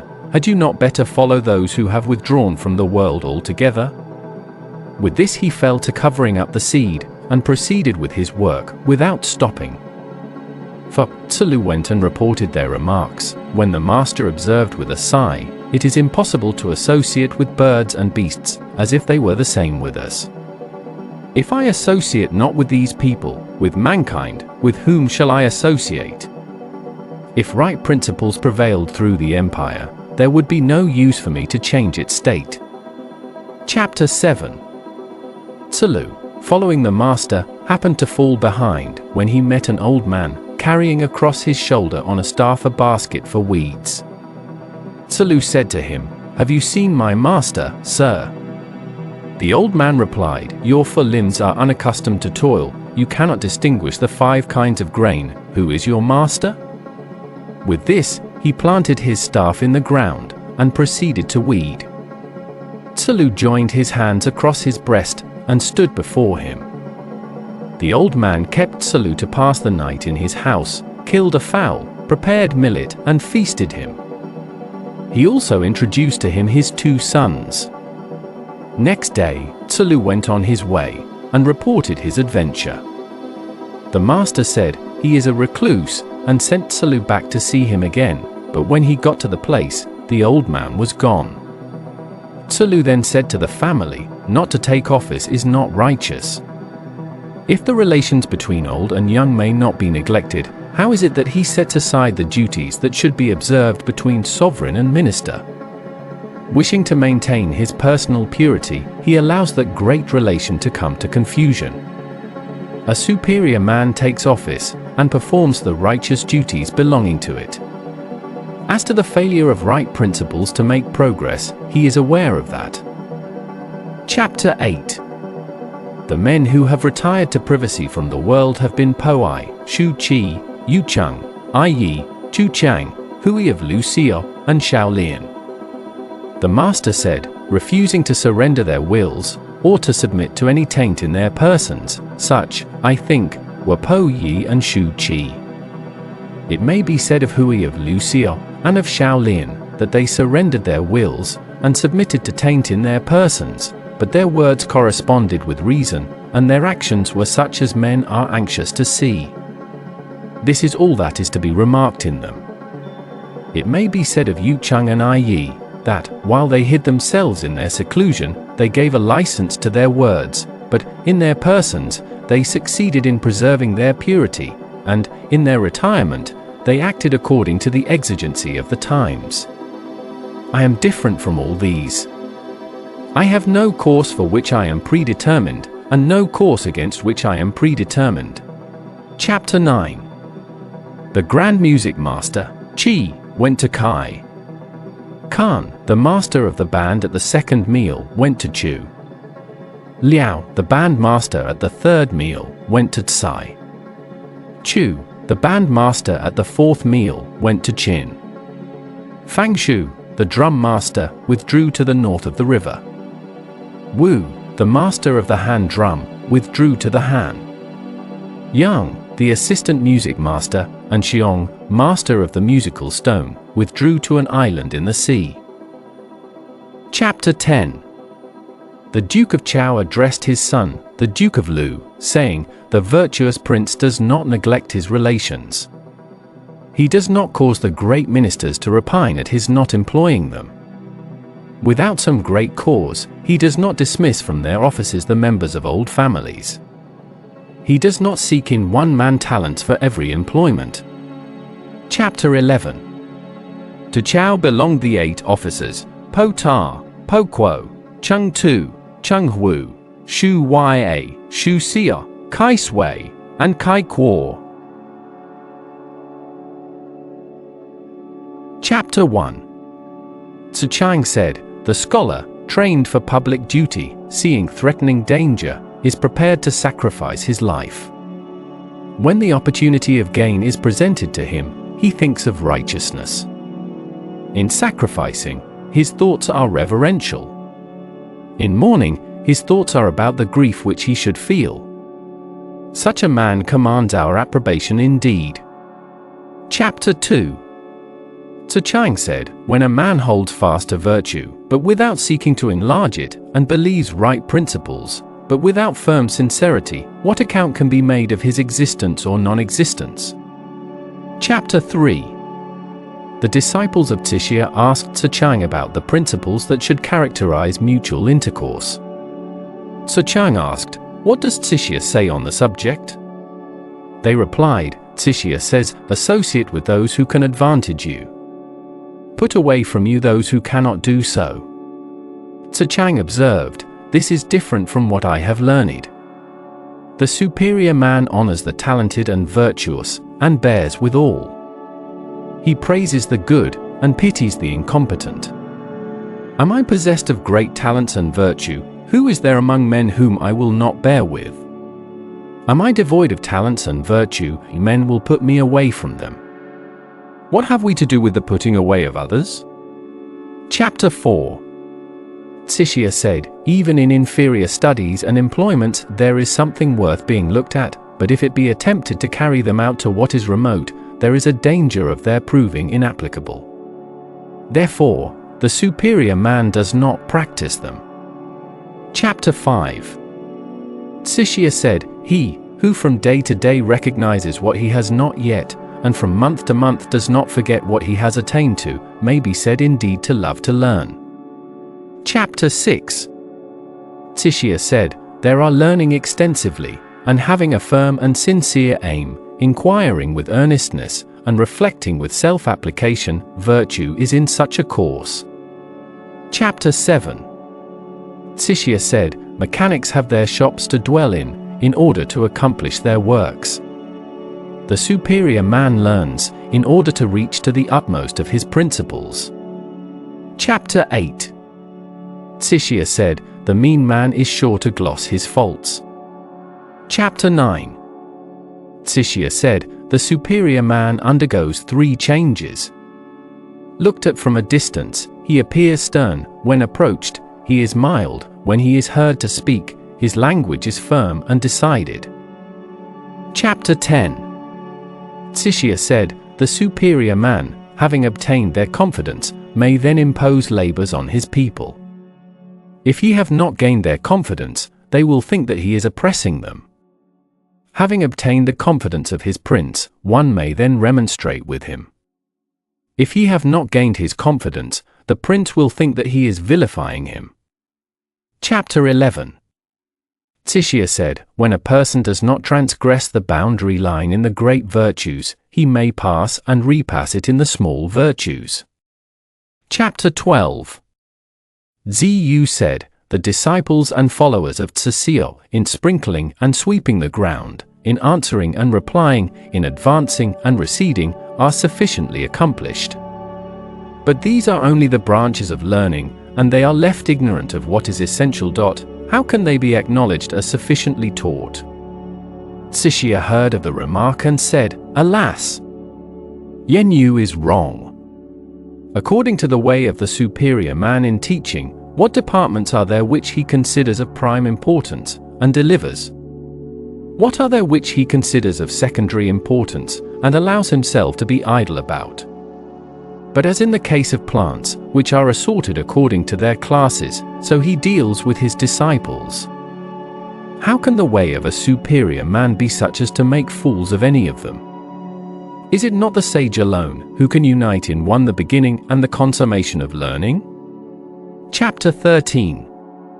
Zi Shi said, "The officer, having discharged all his duties, should devote his leisure to learning.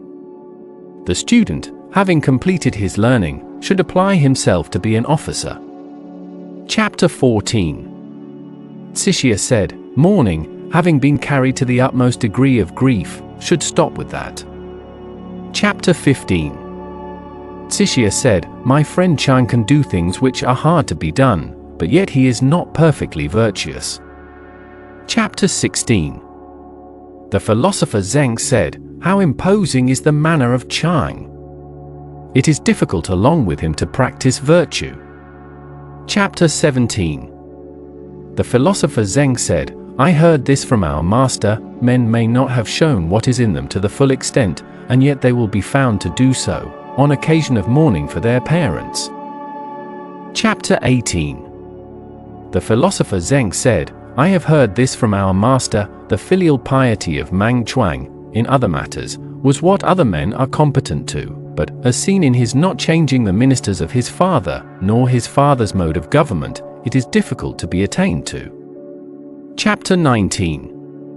The chief of the Mang family having appointed Yang Huo to be chief criminal judge, the latter consulted the philosopher Zhang. Zhang said, "The rulers have failed in their duties, and the people consequently have been disorganized, for a long time. When you have found out the truth of any accusation, be grieved for and pity them, and do not feel joy at your own ability." Chapter 20. Gong said, "Chao's wickedness was not so great as that name implies. Therefore, the superior man hates to dwell in a low-lying situation, where all the evil of the world will flow in upon him." Chapter 21. Gong said, "The faults of the superior man are like the eclipses of the sun and moon. He has his faults, and all men see them, he changes again, and all men look up to him." Chapter 22. Kung Sun Chao of Wei asked Gong, saying, "From whom did Chang Ni get his learning?" Gong replied, "The doctrines of Wan and Wu have not yet fallen to the ground. They are to be found among men. Men of talents and virtue remember the greater principles of them, and others, not possessing such talents and virtue, remember the smaller. Thus, all possess the doctrines of Wan and Wu. Where could our master go that he should not have an opportunity of learning them? And yet what necessity was there for his having a regular master?" Chapter 23.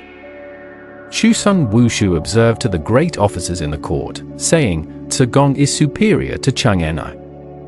Fu Qingpo reported the observation to Gong, who said, "Let me use the comparison of a house and its encompassing wall. My wall only reaches to the shoulders. One may peep over it, and see whatever is valuable in the apartments. The wall of my master is several fathoms high.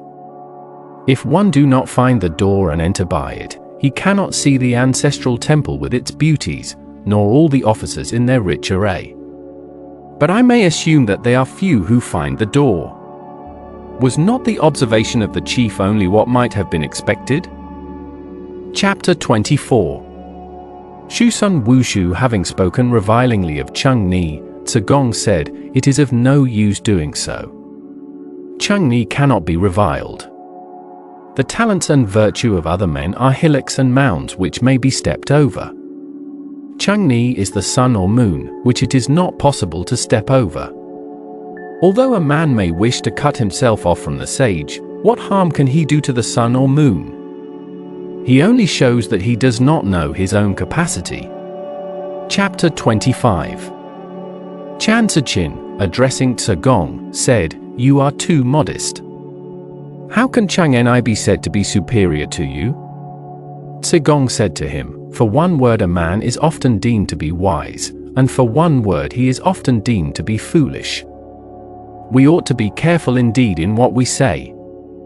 Our master cannot be attained to, just in the same way as the heavens cannot be gone up to by the steps of a stair. Were our master in the position of the ruler of a state or the chief of a family, we should find verified the description which has been given of a sage's rule. He would plant the people, and forthwith they would be established. He would lead them on, and forthwith they would follow him. He would make them happy, and forthwith multitudes would resort to his dominions. He would stimulate them, and forthwith they would be harmonious. While he lived, he would be glorious. When he died, he would be bitterly lamented. How is it possible for him to be attained to?" Chapter 1.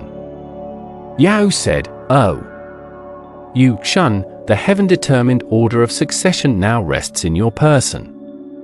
Sincerely hold fast the due mean. If there shall be distress and want within the 4 seas, the heavenly revenue will come to a perpetual end."